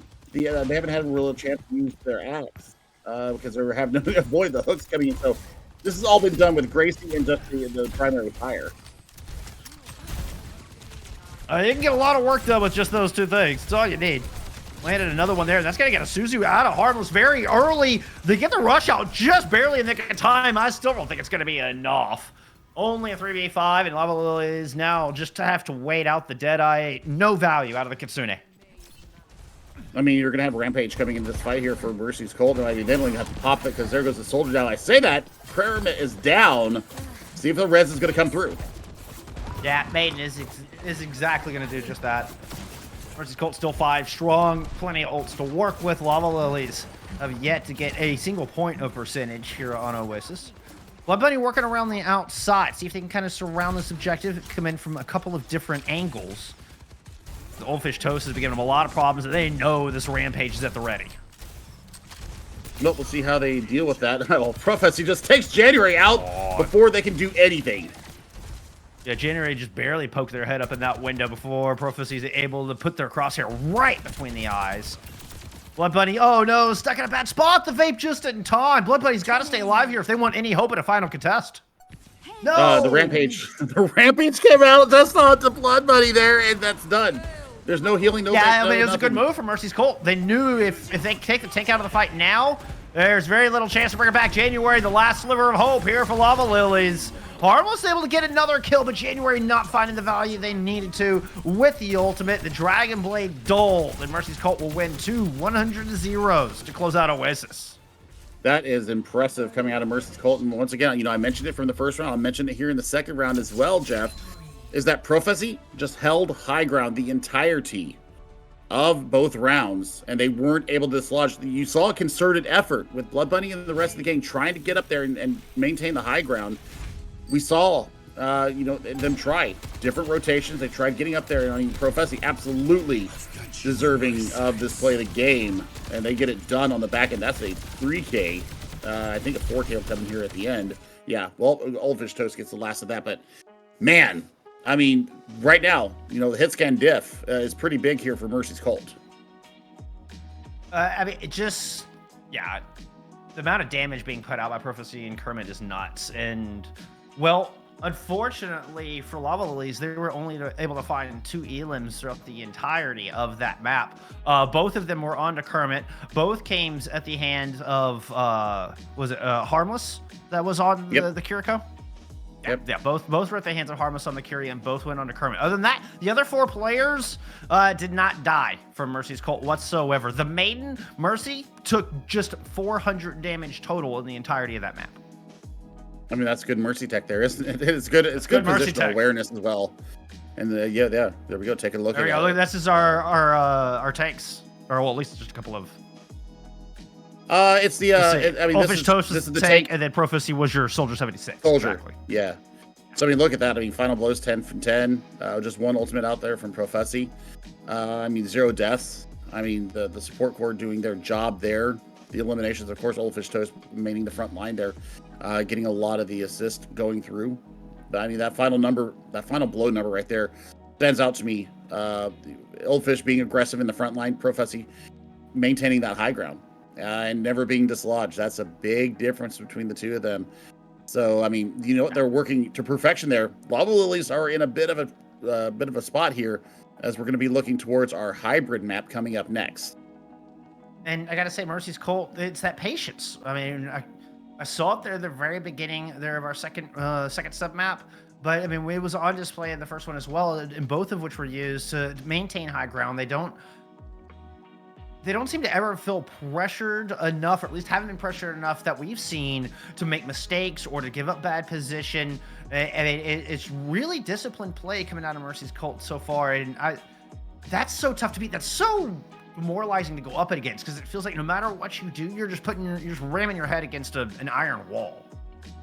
You know, I think the other part of that is that Momo was running on the Moira, both maps, and that skill orb was getting a lot of value on the back end of it. You know, and with the Coalescence when it comes out, you know, Sustain when they finally did have enough of a head of steam to go up against the LavaLillies push. They had that Coalescence in their back pocket. I mean, you saw January pull the blade and was immediately being focused down by the Coalescence. They were just waiting for that to happen. So really smart usage of ultimates coming out from Mercy's Cult. And well, we've got our pick coming in for our hybrid map. We're heading to Blizzard World. Yeah, this is LavaLillies map pick. It is a loser pick here. So first time seeing Blizzard World today. But yes, this will look good. I want to see kind of side slot or what sides we're going to be on, but I mean, it's all going to be, you know, down to space taking. Once again, I mean, we saw Narissa, we saw the Hog come out from Bunny. I think they're going to have to do something to mitigate a little bit more damage for the team, because they were taking a lot of it. And, you know, you think the Orisa with the Javelin Spin, you know, being able to dislodge a Junker Queen. But Junker Queen just, you know, basically accepts the cooldowns and then just walks right past it. And then gets in there and just goes melee hell on them. So, you know, you've got the upfront pressure with the Junker Queen on Oldfish Toast, and you've got the poke coming in from Prophecy. I mean, this is going to be a difficult challenge here for LavaLillies. They're going to be out on the defense first, so Mercy's Cult deciding that they want to attack, and they want to set a really high benchmark here for this hybrid map. And, well, we'll see. Blood Buddy's going to show us the Sigma here, so that's going to be a little bit more difficult. Yeah, I love it. It's going to be a little bit more difficult for Oldfish Toast to get beyond the experimental barrier and all of the tools in the kit of a Sigma. They've got this high ground pretty much. Yeah, they've got this high ground set. And, you know, the damage boost, I mean, look what Joy's doing there. I love this positioning. And you were talking about how Mercy's Cult was able to just run past the front line of the Hog and the Orisa. It's going to be far more difficult to run into this very poke-heavy composition of LavaLillies. January taking some early damage, though, and they cannot afford to lose the Hanzo. That's a big portion of your damage, of that pressure. As such, Immortality Field is used early, invested from Harmless. Not ideal, but it does manage to keep January alive, and LavaLillies are able to rotate back to this precious high ground on the back of the objective. Ooh, oh, nice. God, that knife landed onto Joy. Oh. Yeah, I was about to say that's a hell of a knife coming in. They had to actually force the commanding shout out, and Prophecy gets the early pick. That's what I was talking about. A lot of that damage is absent. Fortunately for LavaLillies, Joy's able to stay protected enough and get that res up. Your queen goes down in the meantime, though. January, ooh, nice shot. A little flick from the high ground and take Prophecy down. Follows it up with some Storm Arrow kills. So, January res being as valuable as you like. That's a three-piece. We're investing in a late Ant Matrix, apparently, as January continues to kill everyone. Probably going to go over to either, I assume that they're probably going to go over to a Kiriko here, unless they stay with the Baptiste. I guess they are going to stay with it. So, yeah, okay, I guess they got rezzed up. Swap. I guess they got rezzed up here because he's standing right there with him. So, I mean, you know, that is a early hold there. You know, they give up about 2/3 or 3/4 of that point. So, I mean, you're definitely going to have an opportunity here to hold once again. You're looking for Bunny to get this gravitic flux up because there's not a lot to defend against it. Kermit's wall just saved Blood Bunny. Blood Bunny was about to get pulled off the side, and Kermit's wall kept Blood Bunny alive. Fortunate turn for LavaLillies. Attack visor from Prophecy, though, and Blood Bunny is felled this time. Oh, drop it down low. That was dangerous from a Harmless, and an Immortality Field, I think, was used to keep him alive through that attack visor. And it's enough to get the res on the Blood Bunny. So there was a plan behind that, but still LavaLillies are down in this fight. Mercy's Colt have got both feet firmly entrenched on the objective. And now Shotgun's laying waste to LavaLillies as they try to come take it back. Yeah, and it was really smart of them just to hold on to ultimates there as well. They only invest attack visors, so now they've got 4 coming into this fight. January woke up and chose violence. I mean, that 3K from the Hanzo really did get a lot of work done, but they're going to go ahead and swap over to a soldier. So now it's about high ground control, and that's what we're looking for. We're going to see if Prophecy can claim it for their own here. It looks like they do as they take the high round rotation. You're going to use a Coalescence to hold on to it. In response, Blood Bunny drops a Gravitic Flux. That's going to take Prophecy out of the fight. Goldfish Toast just falling back. I think really wanted to rampage across that border, but too much pressure from LavaLillies. A good preemptive use of 2 ultimates to force Mercy's Cult back. Yeah, I mean, that takes away the high ground control as well. So now Mercy's Cult is going to have a hard time. They're going to have to fight this from the ground. January has definitely found the aim here in the second map, Jeff. They're starting to really get the range with their DPS. So that's funny. January just like ran over, popped up, takes Kermit down, and then runs away. It was like, I'm over here. You're dead. I'm out. I love it. I love it. I mean, and they completely, you know, and the fact that the Gravitic Flux completely devalue the Coalescence. That's one less tool in the kit here for Mercy's Cult. That's a great wall coming out from Kermit, though. Oh, they're going to look at Blizzard. No, they don't jump in time. Blood Bunny's frozen stiff. Good heals. Keep him alive in the meantime, but eventually Harmless falls, and with it, the Immortality Field. Trades go back and forth, but still Mercy's Colt's on top with the res coming through. Oh, we get a Mercy battle! We get a Mercy Maiden trying to chase him down. Joy pulls out the clock. Joy's down low, and Maiden lands the punch, wins the duel, takes the point. You love to see it. You can see a smile on my face. I love it when they pull out the Glock. The Glockter comes out lice and lively there. So, I mean, for LavaLillies, I mean, they've got their own Valk online now. They've got the Amp Matrix ready to go. So, first point here. They need to get this positioning. They need to stop Old Fish Toast from just claiming all this free space. Much better Amplification Matrix here from LavaLillies this time around. As LavaLillies will stabilize with that and prevent Mercy's Cult from continuing to push through. But now with the Rampage on the back, combined with Attack Visor, Mortality Field was able to keep Blood Bunny alive, but not January. Prophecy, though, might have been off where they could shoot. Nah, never mind. Blood Bunny just got surrounded as reinforcements show up for Mercy's Cult, and they take this corner. I mean, poor Joy. Yeah, I mean, you were looking for them to hold point here. 2 healers on the point, everybody else dead around them. That Rampage into the Attack Visor is a nasty combo, and they got the maximum value on the back of it. January has their own, though. So we'll see if they're able to get anything done with this and slow this snowball rolling through the interior of point 3. Mercy's Cult don't have a lot of ults to work with, thank goodness for LavaLillies. They have a few, including this Attack Visor that's going to immediately pop Kermit down. The rest of Mercy's Cult trying to hide behind the wall. January circles around to the other side. A little ring around the Rosie. January emerged to an axe. Going to be a Gravitic Flux. Try to win out this 4v4 for the defense of LavaLillies and Blood Bunny. Picking up 2. Will find what they needed. LavaLillies stabilize. And the pursuit is on too. I love that. Great tech there coming out of Joy, making sure they keep connected with their Sojourn player. They're going to have overclock here, so high ground control. So important for them to get this crossfire set up against Mercy's Cult. They're pushing forward with a full head of steam. Coalesce is just about online for them.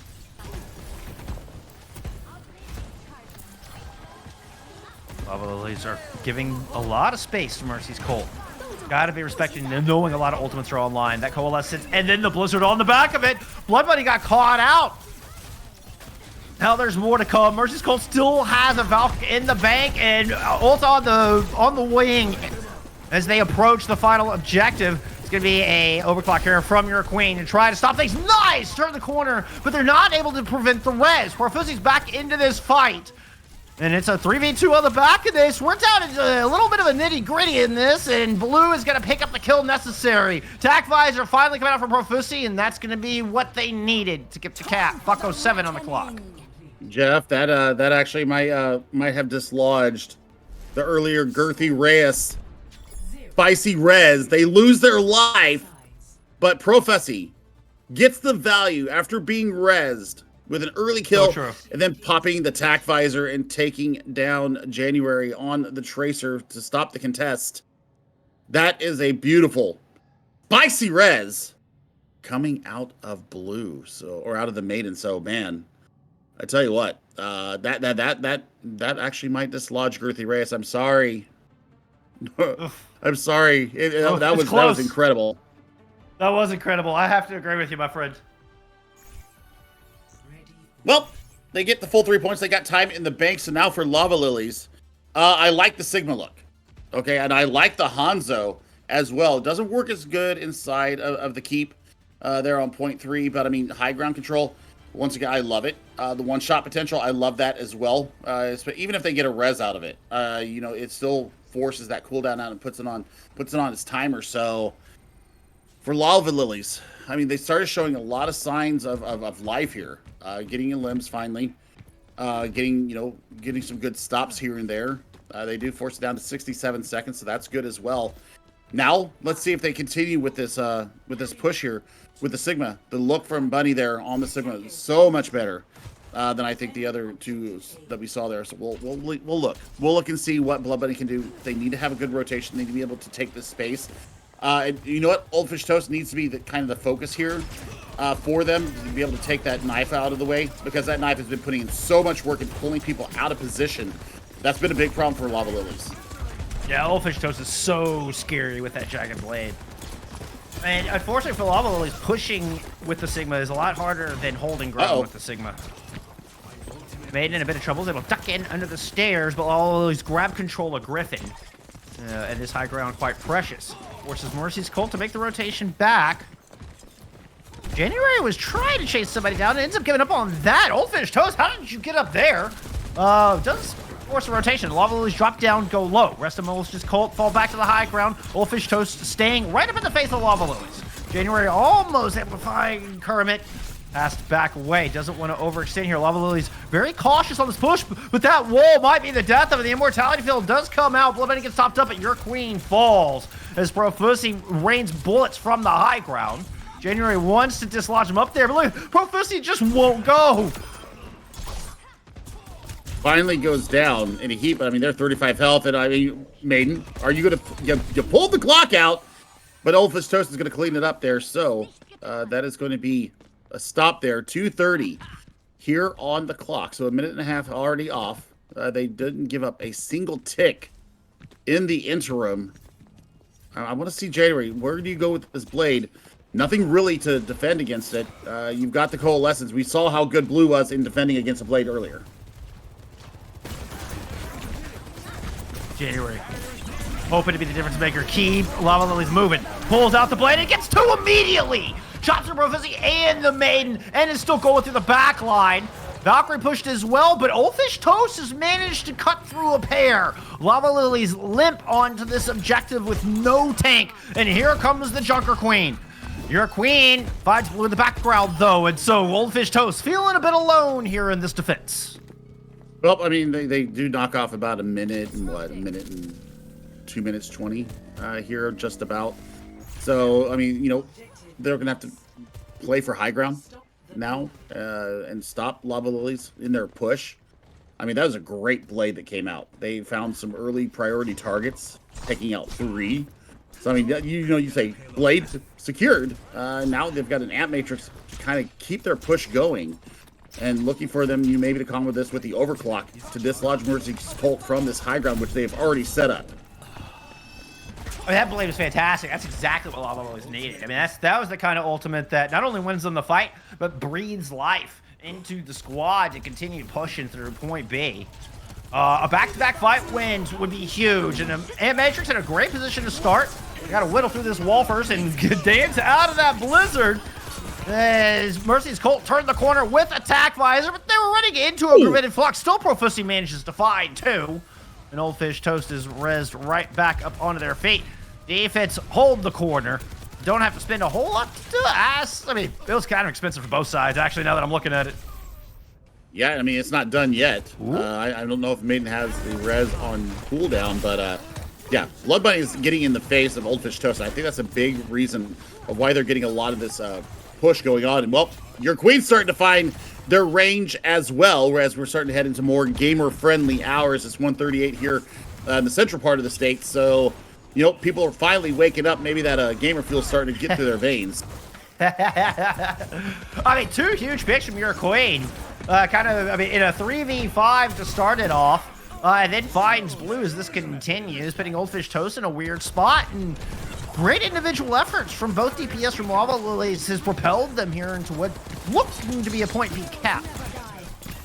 I mean, yeah. Whoa! Pulls the blade too. Oh, bye. Goodbye. Oh, goodbye, going for the Colt. Nope. Oh, can't quite get through it. It's a wide arc swap from Old Fish Toast that ends up holding the line with a buck. Well, 1.24 meters left to go. Mercy's Cold are threatening to force LavaLillies back. The Accretion Rock lands, but Old Fish Toast has plenty of support. LavaLillies starting to feel their legs wavering underneath them. Well, I mean, that's a great ship pick there. It denies a lot of the spam damage coming in and the poke coming in from Blood Bunny with those hyperspheres. But now they're going to have to go up against an Amp Matrix. That's Danger Will Robinson right now. Yeah, Old Fish Toast has no shield. Has dropped around the corner. Look at the moment Old Fish Toast emerge, all 600 health just evaporated. But there's your Queen showing up to topple Kermit as well. Eventually, LavaLillies will pick this up, and once again, the DPS showing up for him. So interesting here for LavaLillies. They've got the overclock just about online. They're going to have a flux in this fight as well. So depending on how aggressive they get with this push, you know, they're going up against 4 ultimates. So early pick would be absolutely massive for them. LavaLillies have managed to find it in all of their winning fights. And a Gravitic Flux looking for the first pick here. Profusi counteracts with a attack visor, but leave those from the high ground up above your Queen currently. Combines good enough for 1 kill, and that's enough to send LavaLillies packing. God, the pursuit is so disgusting from Mercy's Colt. I mean, you saw your Queen having the high ground advantage, but the rest of the team crumbles around them. And now you're looking at Deadeye and a Shatter here in this fight. January was getting a lot of work done, but now they're gonna have to worry about this magnetic grenade. And I think that's a big hindrance, no pun intended, for the movement and the tech here for Genji to be able to get in and out of these fights. Oh, that was a gargantuan shatter. Only Joy is able to get away from that, but the Valkyrie is not enough to sustain the team through the monstrous earthquake Old Fish Toast just let out through Blizzard World. So economic. So economic. And it just stifles any kind of momentum. They started having a little bit of a head of steam there. And a couple of ultimates. The Attack Visor in the previous fight and then the Shatter in this fight. I mean, they're being economic. They're being very savvy with them. And now they're looking at a coalescence to keep them up. Yeah, anytime you got to throw the lamp out that early in the fight, it is not a good sign. Your Queen still invested in overclock. It is deep in enemy territory. Kind of a sheep in wolf's clothing here with no hope of surviving. I mean, Kermit has been just absolutely lethal with the accuracy here this afternoon in round number 2. I mean, things are going from bad to worse here for LavaLillies. They got 38 seconds to deal and get themselves in here with any kind of time. And they've got they're facing a Deadeye online. Almost 8,000 damage here for Kermit. And the eliminations, 23 of them to be accurate. Oh no, the Dragon Blade runs out just as January finds the Maiden. The Maiden just flies away to safety. Now Attack Visor, excuse me, sounds like Attack Visor, I just misheard. It's Profusi just killing everybody anyway. Profusi Kermit, if you get in their sights, you're just absolutely dead. Annihilation from Blood Bunnies. Here's the seconds fall away. Mercy's Colt will end up hanging on. They will take Blizzard World. They will take the series. Move up 2-0 here in our tournament. Oh, man, that was pretty straightforward, wasn't it? I mean, the DPS line for Mercy's Colt just having their way. But January definitely showing up massively. That is some definitely good play there. Nice aiming, nice prediction there with the storm arrows. Great tracking as well. Love that. I wish I could shoot anywhere half as good as this. But, I mean, they made it interesting there. Game number 2, or map number 2 of Blizzard World. You know, we saw Kermit getting it done with the Cassidy. Absolutely fabulous out of them. So, yeah, Mercy's Cult go to 2-0. LavaLillies will be facing their round 3 matchup against a 1-1 team. And the Maiden, certainly your most valuable Mercy of that match, only had, I think, 5 deaths throughout the entirety of the series. Even able to find a couple of Glock kills. And took our spicy res of the day. So certainly a great Mercy performance coming out of the Maiden there. And Mercy's Cult as a whole, got to highlight Oldfish Toast in that tank role as well. 2 deaths in the totality of the series there for the tank player from Mercy's Cult. So strong contender here in the Ethereal division. And well, like I said, they're moving up 2-0 here for Mercy's Cult. I think we're going to get a chance to talk to him, Billy. I think we are as well. So let's see. Yeah, I will set up an interview for this Mercy's Cult team here in just a second. We're gonna take a quick little break. We'll get that interviewee here in just a second, so don't go away. We'll be back with the interview in just a few seconds.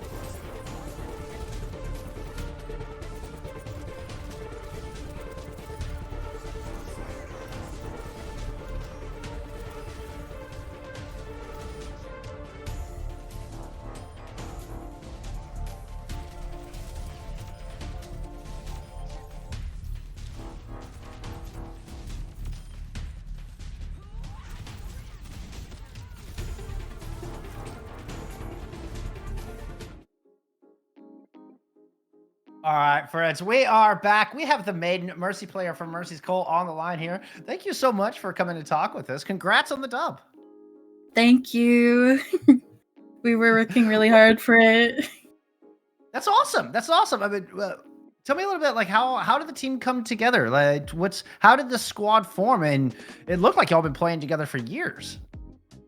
So I just put a post in the Valkyrie thing, looking for players, and whoever said they wanted to join and had interest, I would just like add them. But we also, Prophecy and Kermit are the two that I know personally. Well, Gotcha. Prophecy more, but then he knows Kermit, so we just formed a team like that, and then we got more people, and then we just worked with what we got. It seems like it worked out pretty well for you. You're sitting 2-0 so far.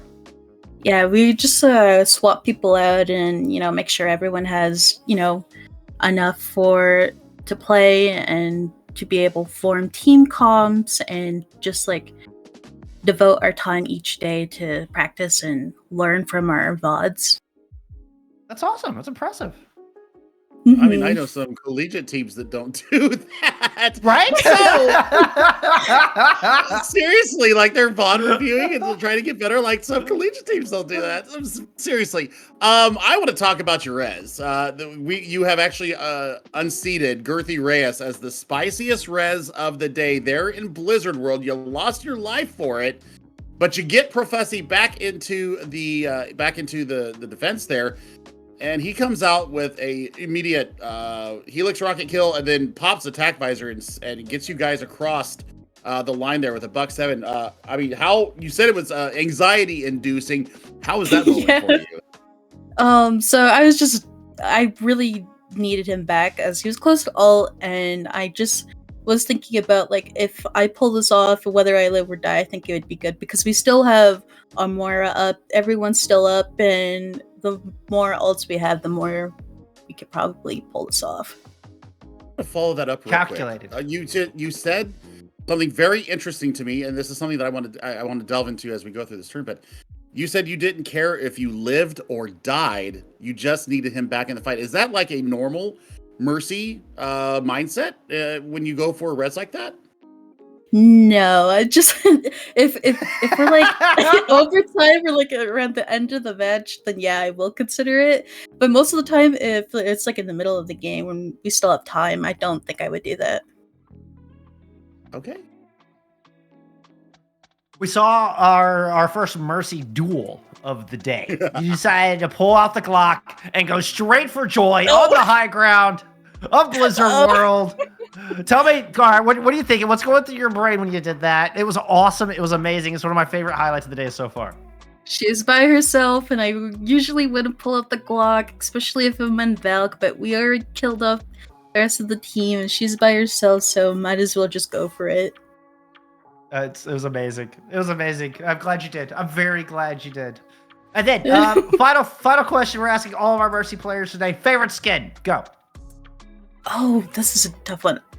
New York, their recolor of Mercy, like Overwatch 2 skin. It's the black and blue that just finishes everything for me. I love that shout. Well done. Well done. Okay. I got to check that out. Well, thank you so much. Really appreciate you coming in and talking with us. Good luck in the rest of the tournament. All right. Thank you for interviewing me. Oh yeah. Thank you.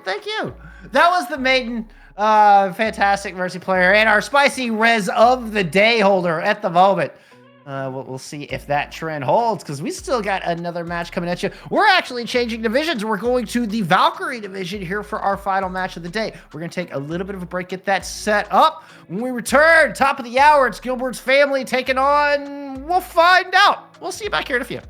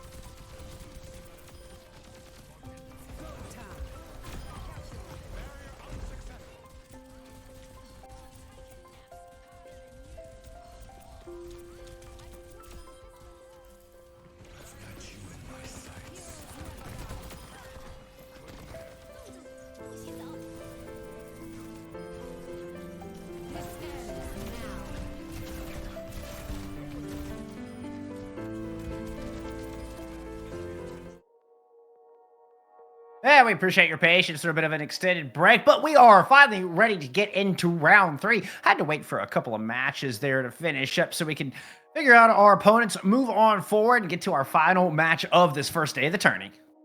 Yep, it's going to be the Valkyries division, so we have moved way up in closer to the higher echelons of Elos. And, well, we've got a couple of teams here. Gilbert's family and Outliers Esports. They are both coming in 2-0 here. So for me, I just had a chance to cast Gilbert's family in the Iliad Invitational last weekend. Really good performance out of them. So we'll see some good stuff here. Actually, they actually won the Iliad Invitational. Muma leading the charge in the tank department. So, I mean, we've got some ex-Overwatch League players here, and we'll take a look and see how this goes down. Victory and Kirkmeisters. I knew this was coming, and it still caught me off guard. Right? Oh my goodness! Right? This is fantastic, though. Notable is Apply, not on the roster here.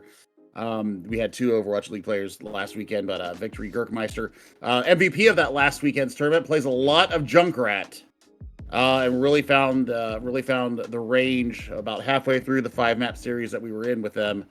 And well, they're playing from Sweden, so they are playing on ping as well. Muma, of course, already mentioned, former Houston Outlaw, and then Gorilla and teammate to finish out the roster for Gilbert's family. Yeah, I don't know if excellent is teammate or if this is a sub, but I think teammate is just is excellent under a different name. So someone we've seen around there in the T3C definitely has some experience. Definitely seen this squad around. It's gonna be a tough one. This screen is just hard to look. Can we pull up the roster, please? There's just too many Moiras on my screen right now. I need that to go away. Let's take a look at Outliers Esports. Yeah, it's Klops, BT, Lion Gamer, Slick, and Aquatic. To round out the roster here for the Outliers Esports squad. And I mean, we'll take a look and see how they're going to match up against this Gilbert's family squad. But I mean, I was looking at, kind of how these teams kind of stack up. I mean, Winston versus Winston, I would not hate that whatsoever. Also, we have a Zenyatta player here in Slick. So maybe Mercy Zen, not a lot of sustain, but a lot of damage could be coming their way. So it just depends on how they decide they want to go through this. I mean, return of the Ride of the Valkyries, Skiesti's Ride of the Valkyries. This is our last match of the day. Heading into day number 2. Everybody wants to be at a 3-0 mark heading into tomorrow to set themselves up for that top 8 positioning.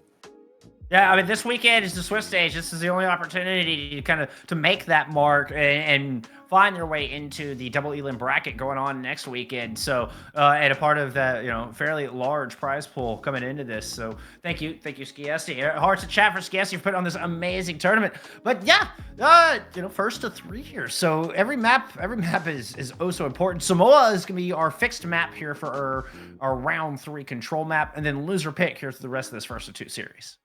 It's going to be fun. It's going to be fun because, I mean, both teams coming in 2-0 here into round number 3. Yeah. Gilbert's family, like I said, they've played together quite a bit. So there's some existing synergy. There's some existing competitive synergy as well. So that might hold them in good stead. Outliers are going to have a time to deal with this. But, I mean, Samoa being the newest map here for us, I think that teams are still trying to get used to it and make sure the rotations are nice and clean. I think Volcano will be the most outlier of the maps when we see Beach. I think Beach is probably the easiest of the 3 maps for me personally. I think Volcano just has all these weird cubby holes. You've got, drops from high to low. Yep. We'll see how this goes down. I think, flankers seem to really excel on Volcano. I'm curious to take a look, and I'm curious to see what our teams come out with. I noticed when we were looking at Outliers Esports, they didn't seem to have a Mercy player listed, which, again, it feels blasphemous here at Skiesti's Ride of the Valkyries tournament. So, I mean, do we see the Lucio player pick up the Mercy? Do they have somebody who is as comfortable on the Mercy as, you think is going to be required to take down a squad like Gilbert's family? I mean, but Jeff, let's call a spade here. Everybody on Gilbert's family has Moira listed as their favorite hero. So... True. I'm wondering if it's going to be... You make a valid point, good sir. I'm just saying. There's blasphemy going on both sides here. We'll see how this goes down, though. I think it'll be teammate or Gorilla showing us. I think it'll probably be Gorilla, if I remember from last week in teammate. played a lot of the flex.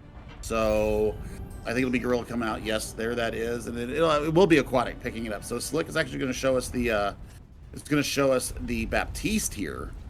And I mean, this is going to be interesting. You've got a flanker in the Sojourn for Outliers. Gurkmeister is expected on the Junkrat. So, I mean, watch the positioning of this Junkrat. I'm going to throw it out there right now. An OTP, and I mean, lots of fans across Twitter, across Twitch. We'll see how this goes down. Yeah, teammate showed us a lot of Lucio last week, and that does not surprise me in the least. Okay, so this puts a little bit more explanation on why we're seeing Moom on the Wrecking Ball as well, because Mercy Lucio does not have a lot of sustain. So having a tank that can kind of take care of themselves is a big boon and kind of a must in this Gilbert family's composition. Very unusual. Look at his teammate who pulls out first blood, taking out the Mercy, no less. Yes, and I mean, they were very bloodthirsty last week, and I expect to see the same thing again. Yep. 2, and then Gurkmeister on the back end of that to make that 2 for them. The grenades are absolutely disgusting. They will pop a tire willy-nilly and just go at it. So there's lots of people asking. That is so hard to play against. That, like, yes, completely unpredictable, random, should not work, shouldn't even be using that here. So hard to play against. It is, and I mean, it's just the spam.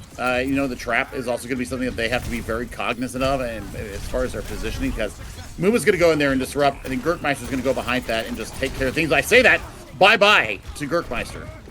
Gurkmeister was hiding kind of coast side. Lion Gamer able to find him out. Ooh, nice little bit of tech there. Put both supports very low, but Flups is there and able to find a couple of good picks, putting Outliers Esports on top, and they're able to get some percentage. Well, I mean, that's a good turn there from them. And I mean, it's the fact that you've got, you know, one-shot potential there in BT. It's also the fact that Lion Gamer is taking a lot of this aggro and really pushing in and being able to hold space against Muma. So, you know, I expect the mines to come out, and then probably Muma is going to go over to a Ramatra, I would assume, to come up into this next fight.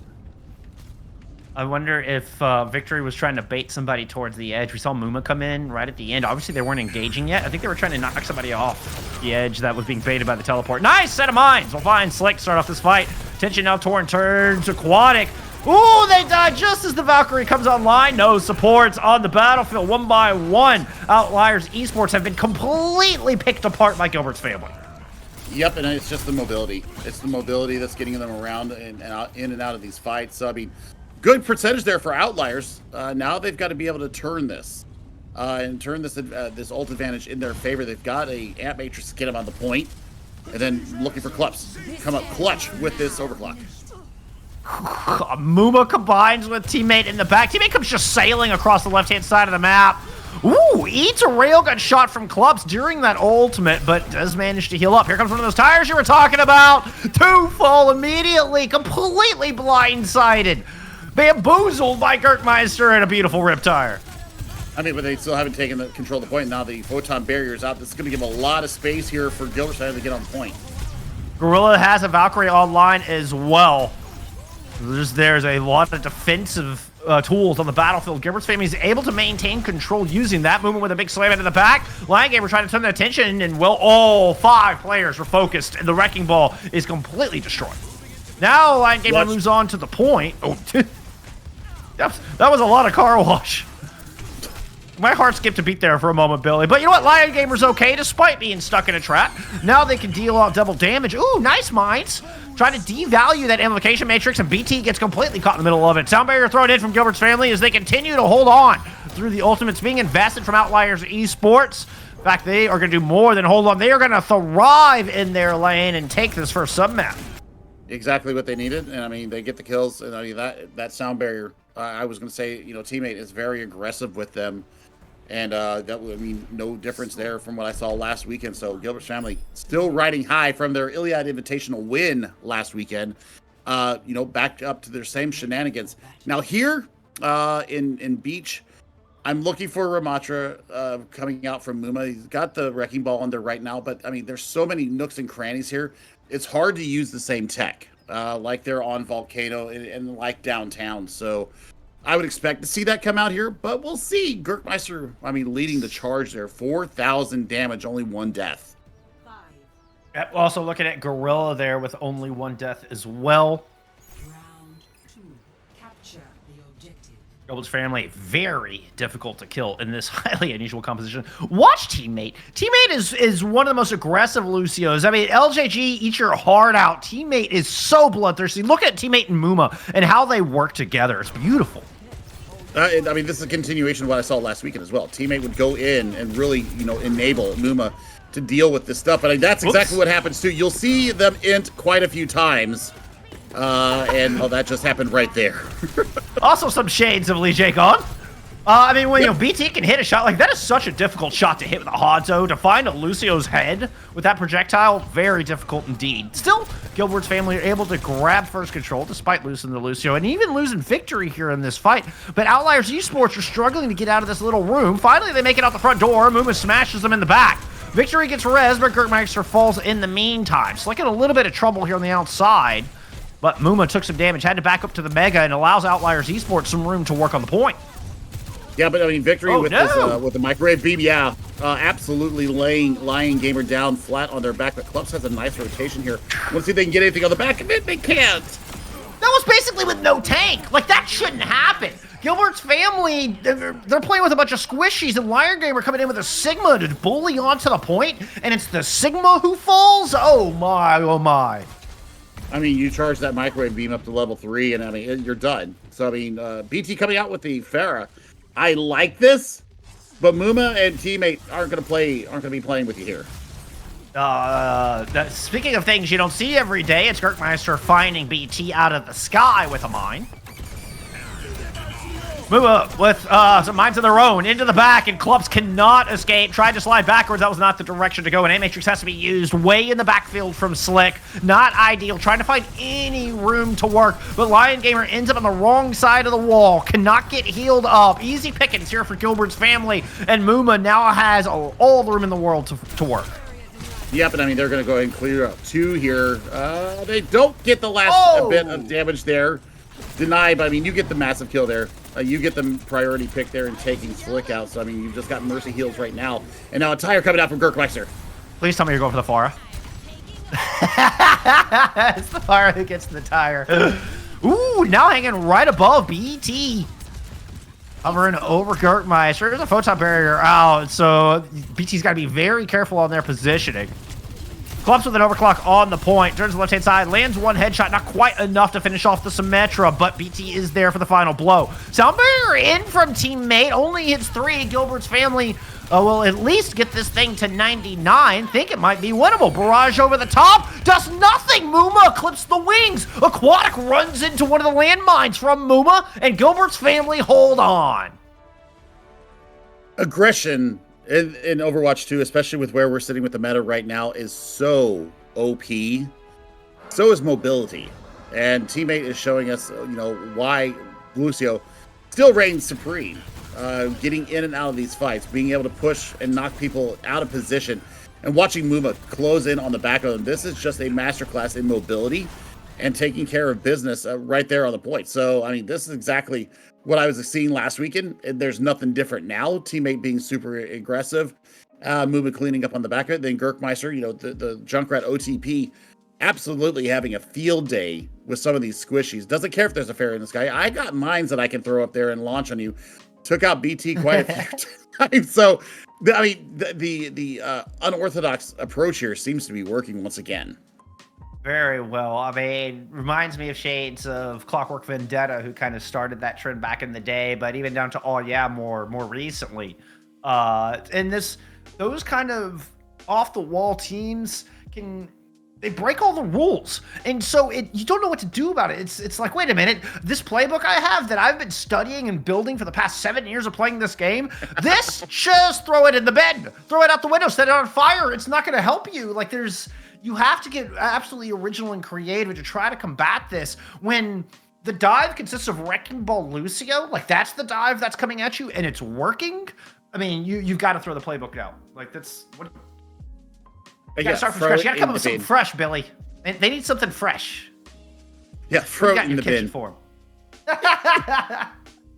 it's so disruptive. And I think that's the other part of this, because it is so disruptive, Like, how do you wrap your head around it? How do you like make the real time adjustment to it? I mean, you didn't think about maybe mirroring, maybe looking at a. How do you mirror that? Like you've been practicing your wrecking ball? I mean, come on, nobody's practicing wrecking ball right now. You're not mirroring that. I mean, that's ridiculous. I mean, somebody didn't tell Muma that Wrecking Ball is completely not meta. Every tier list has Wrecking Ball in its own tier of just crap, way below everybody else. Nobody told Muma that. The Wrecking Ball worked to perfection in this just bizarre Frankenstein composition, and I loved every minute of it. That's what I'm talking about. This composition is weird, and it is perfectly at home here at Skiesti's Ride of the Valkyries tournament. I mean, we embrace the weird, right? So, I mean... We embrace the weird. Bring it on. Also, make sure that you are following on Twitter, ROTY. The Ride of the Valks is on Twitter. Make sure that you are tagging hashtag ROTY in your tweets. And we'll see if we can get any of them on the screen. But you know what? We're heading to ROTV. Milani. Ride of the Valkyries. Yeah, ROTV. ROTV. You said why? Oh, I was thinking Rookie of the Year in 2 days. It's a similar acronym, but yeah, Ride of the Valkyries. Right out there, ROTV. ROTV. I got the Twitter right. Ride of the Valkyries. But you know what? It's going to be Gilbert's family coming out on the defense here in Milani. And, well, this is going to be Muma, so am I. Me too. Muma, part of the Rainbow Coalition. Let's go. I knew. Let's go. But still. Yeah. I'm K2. I'm proud of it. And I'm proud that you're proud. And I'm proud that you're proud that you're proud. Anyways, we'll move on from that. Lion Gamer going to show us the Winston look. Lots of mobility here for Outliers Esports. Muma was the first, if I'm not mistaken, the first openly gay Overwatch player, if I'm not mistaken. I mean, right. Genuinely huge and amazing. I mean, look how we've grown since then. Look at how we have grown since then. Oh, and look where Kirkmeister's going. What was that? Kirkmeister just ambushed, guys. That was amazing. That was amazing. I mean, they're not even going to be able to res that. It's too dangerous. They got the res, but they lost two. They did get the res onto Kaizen, but they had already lost Slick. Right. So you can't push in with just Mercy heals. They've got to have that Kiriko.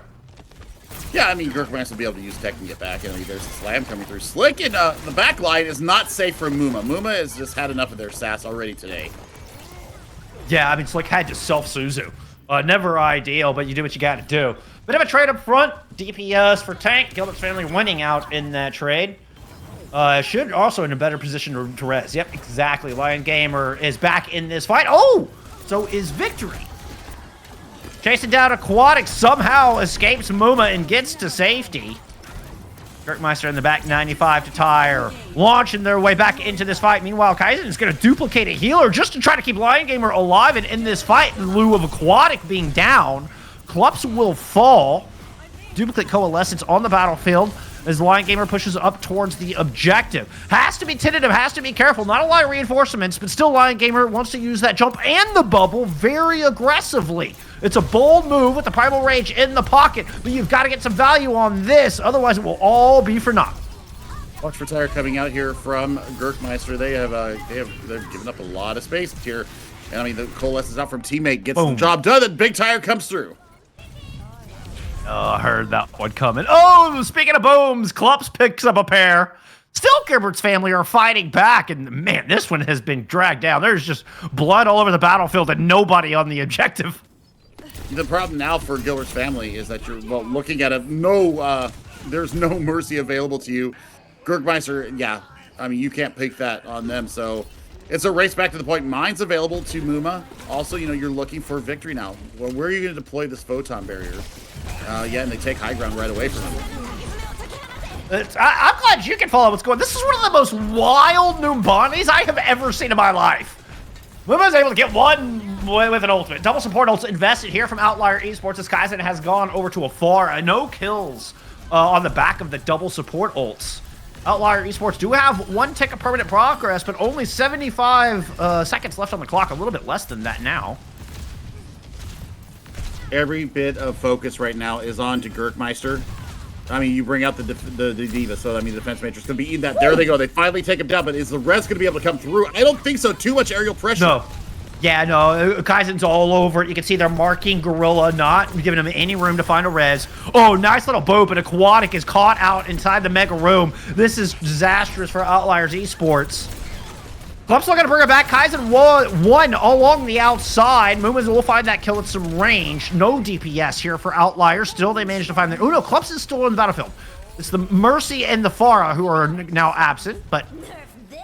Well, all that work undone by one great res from Gorilla. Self-destruct gets nothing. Gorilla pulls out the Glock there momentarily, tried to get the pile of Diva, but unfortunately couldn't quite find it.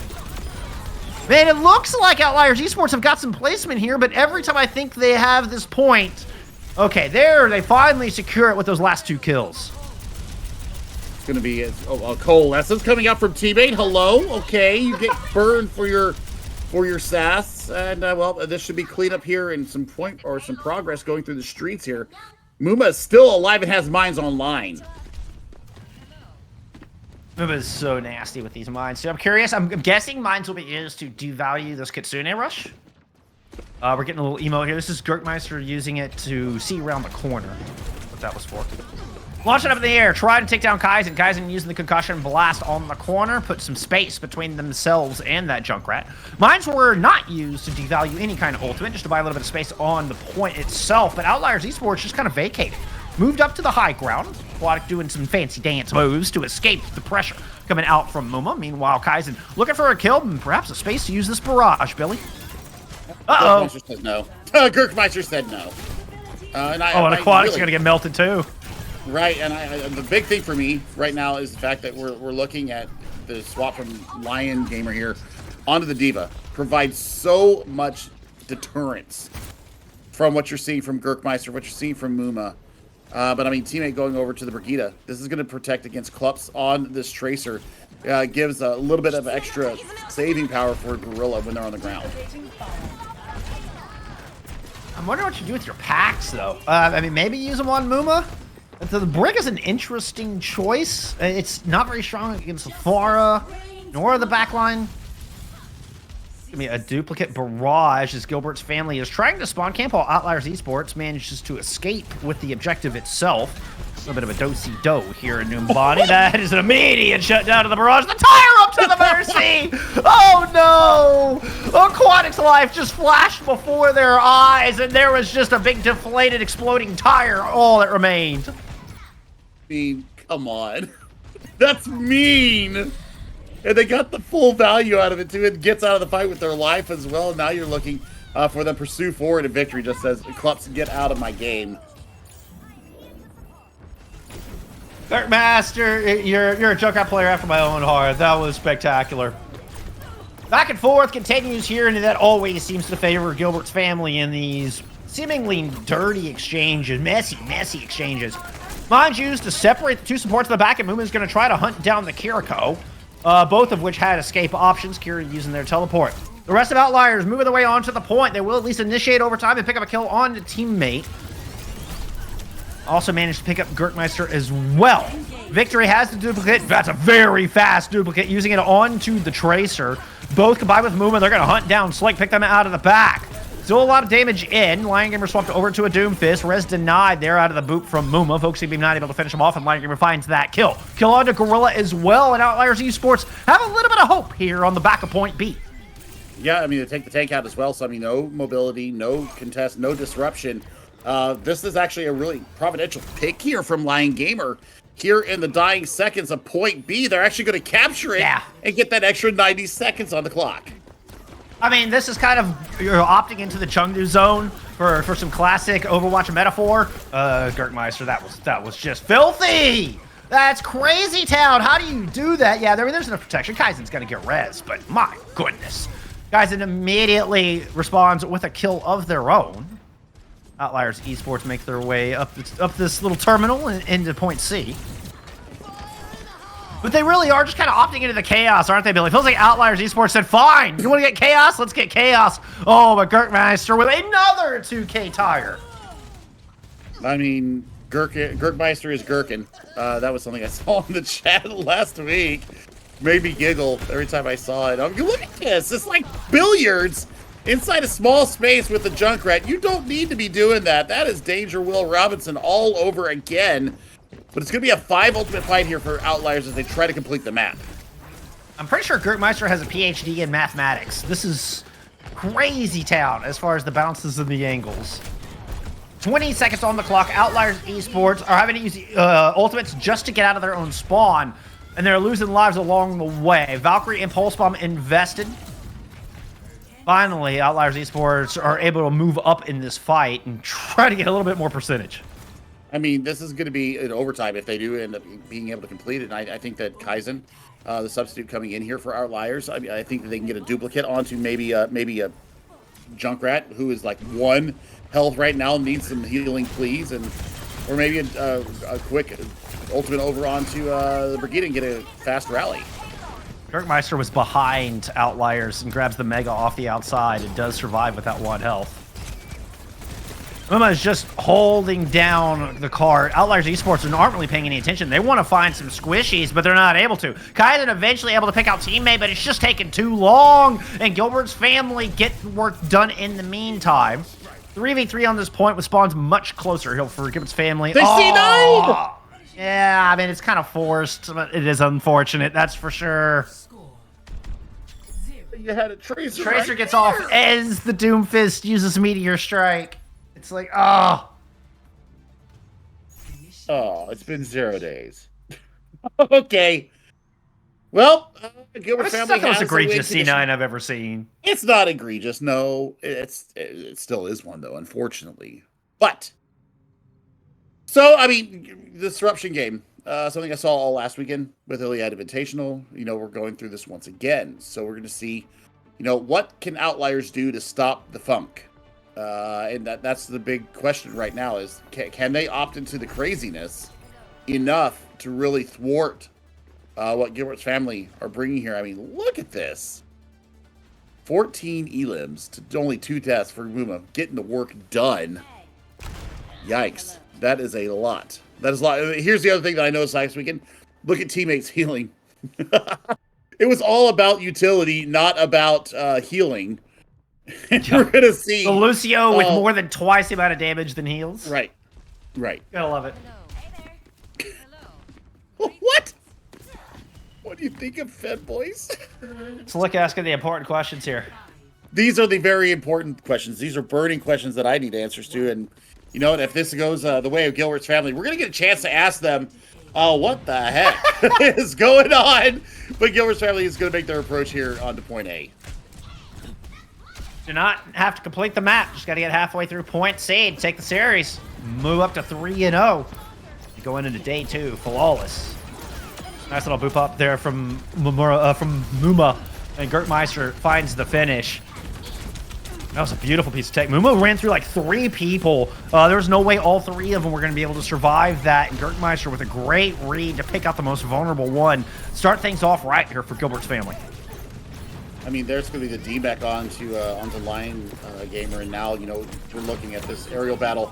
The focusing beam with the boost. That's just scary. That's just not right. That should be illegal.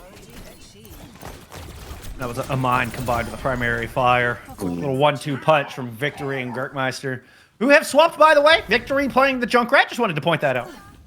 Yeah, I did not get a chance to see the Echo. I think I saw a little bit of May from Gertmeister during the last series that I was on. Muma! Yes! We don't need any cart princesses. We've got our own princess here in Muma on the card. And I'm here for it. Meanwhile, there is a fight going on here on the high ground. One where Victory has been able to find Kaizen, and I mean, just Junkrat killing Flyer seems to be the theme of this. Muma takes a bunch of damage, and after a bit of a stare down, decides to drop a bubble. Duplicate Overcloud already picked up 1. And yeah, Gilbert's family are pushed so far forward. This is nuts. I mean, you love to see it. I mean, they do have self-destruct right here. I think you're just going to save it for a remake, but I mean, the focusing beam has been too good from Gertmeister. Hello?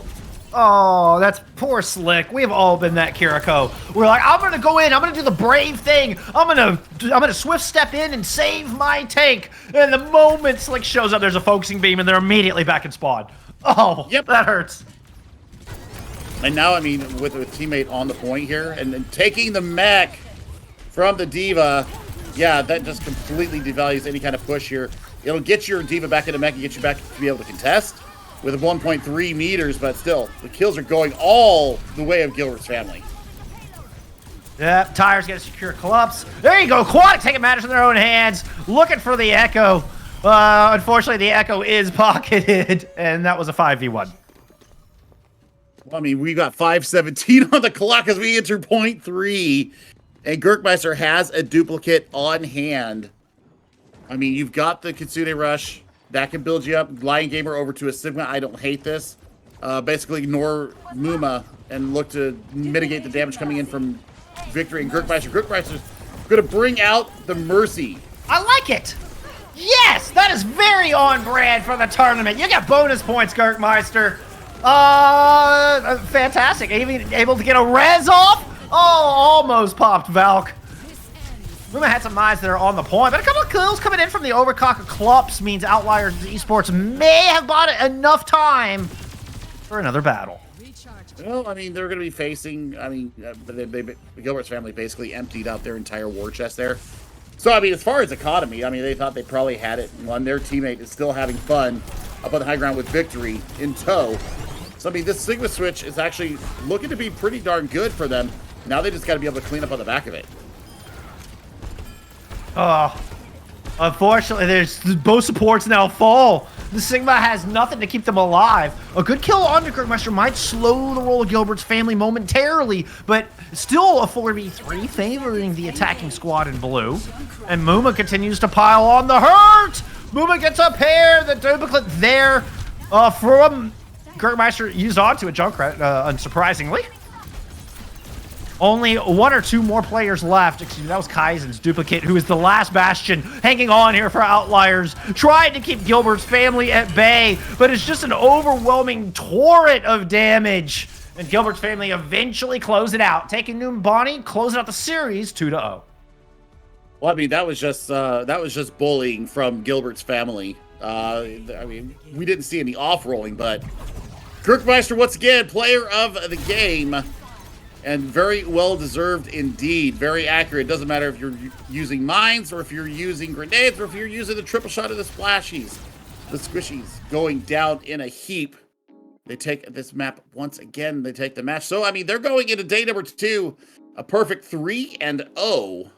I mean, that sets them very well to get themselves into the top 8 and get themselves into the next weekend. No doubt. One of the strongest performances and one of the most fun performances we have seen all day, with the unusual team compositions, the surprising approaches and the use of ultimate. I mean, that is a fun team to watch. I'm all about it, and I'm tempted. I am very tempted to give Gurkmeister our most valuable Mercy of the match based on the Echo duplicate of the Mercy. Unfortunately, they didn't win that fight. Like, if the res had turned into a fight win, Gurkmeister would be your most valuable Mercy of this match. Unfortunately, that was not the case, and we got to give it to Gorilla. I think that's, you know, I'm not gonna insult real Mercy players by giving it to the DPS player. Let's give it to the actual Mercy who was putting in the work and really doing the groundwork there for Gilbert's family. So there you go, Gorilla, your most valuable Mercy of the match. I mean, absolutely fantastic. So, hey, you know what? We're going to get a chance to talk to one of these Gilbert family members here in just a moment. So we're going to head to a quick little intermission. Don't go away. We'll be back with that interview in just a few moments.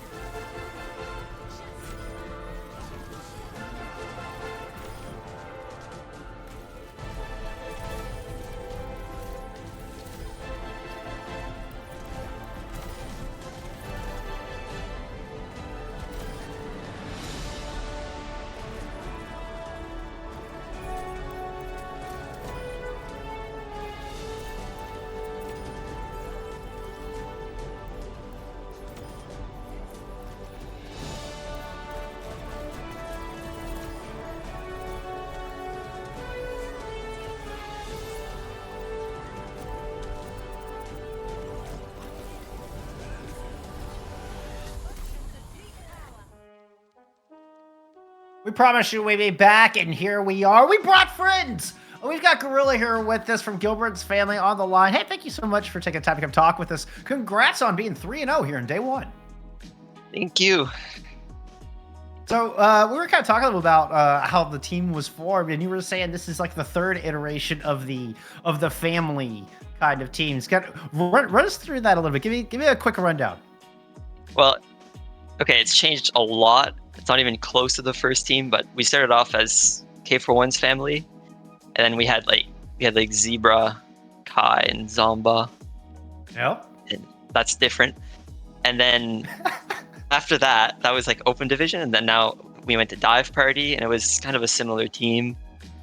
And then we were called Victor's family. That's like victory. That's for victory. And then now we're Gilbert's family, and we just have me, Victor, and Zomba, the only original members that were on Kai's family. Zomba couldn't play today, so. Oh, unfortunate.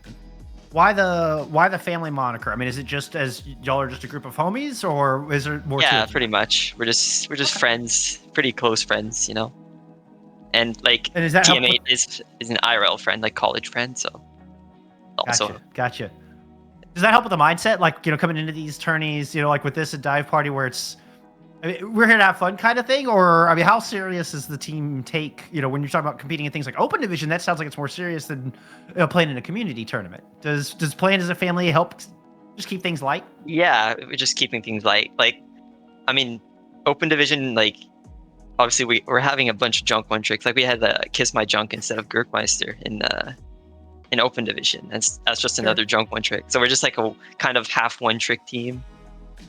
So it's just keeping it light kind of thing. Little shades of Clockwork Vendetta in there.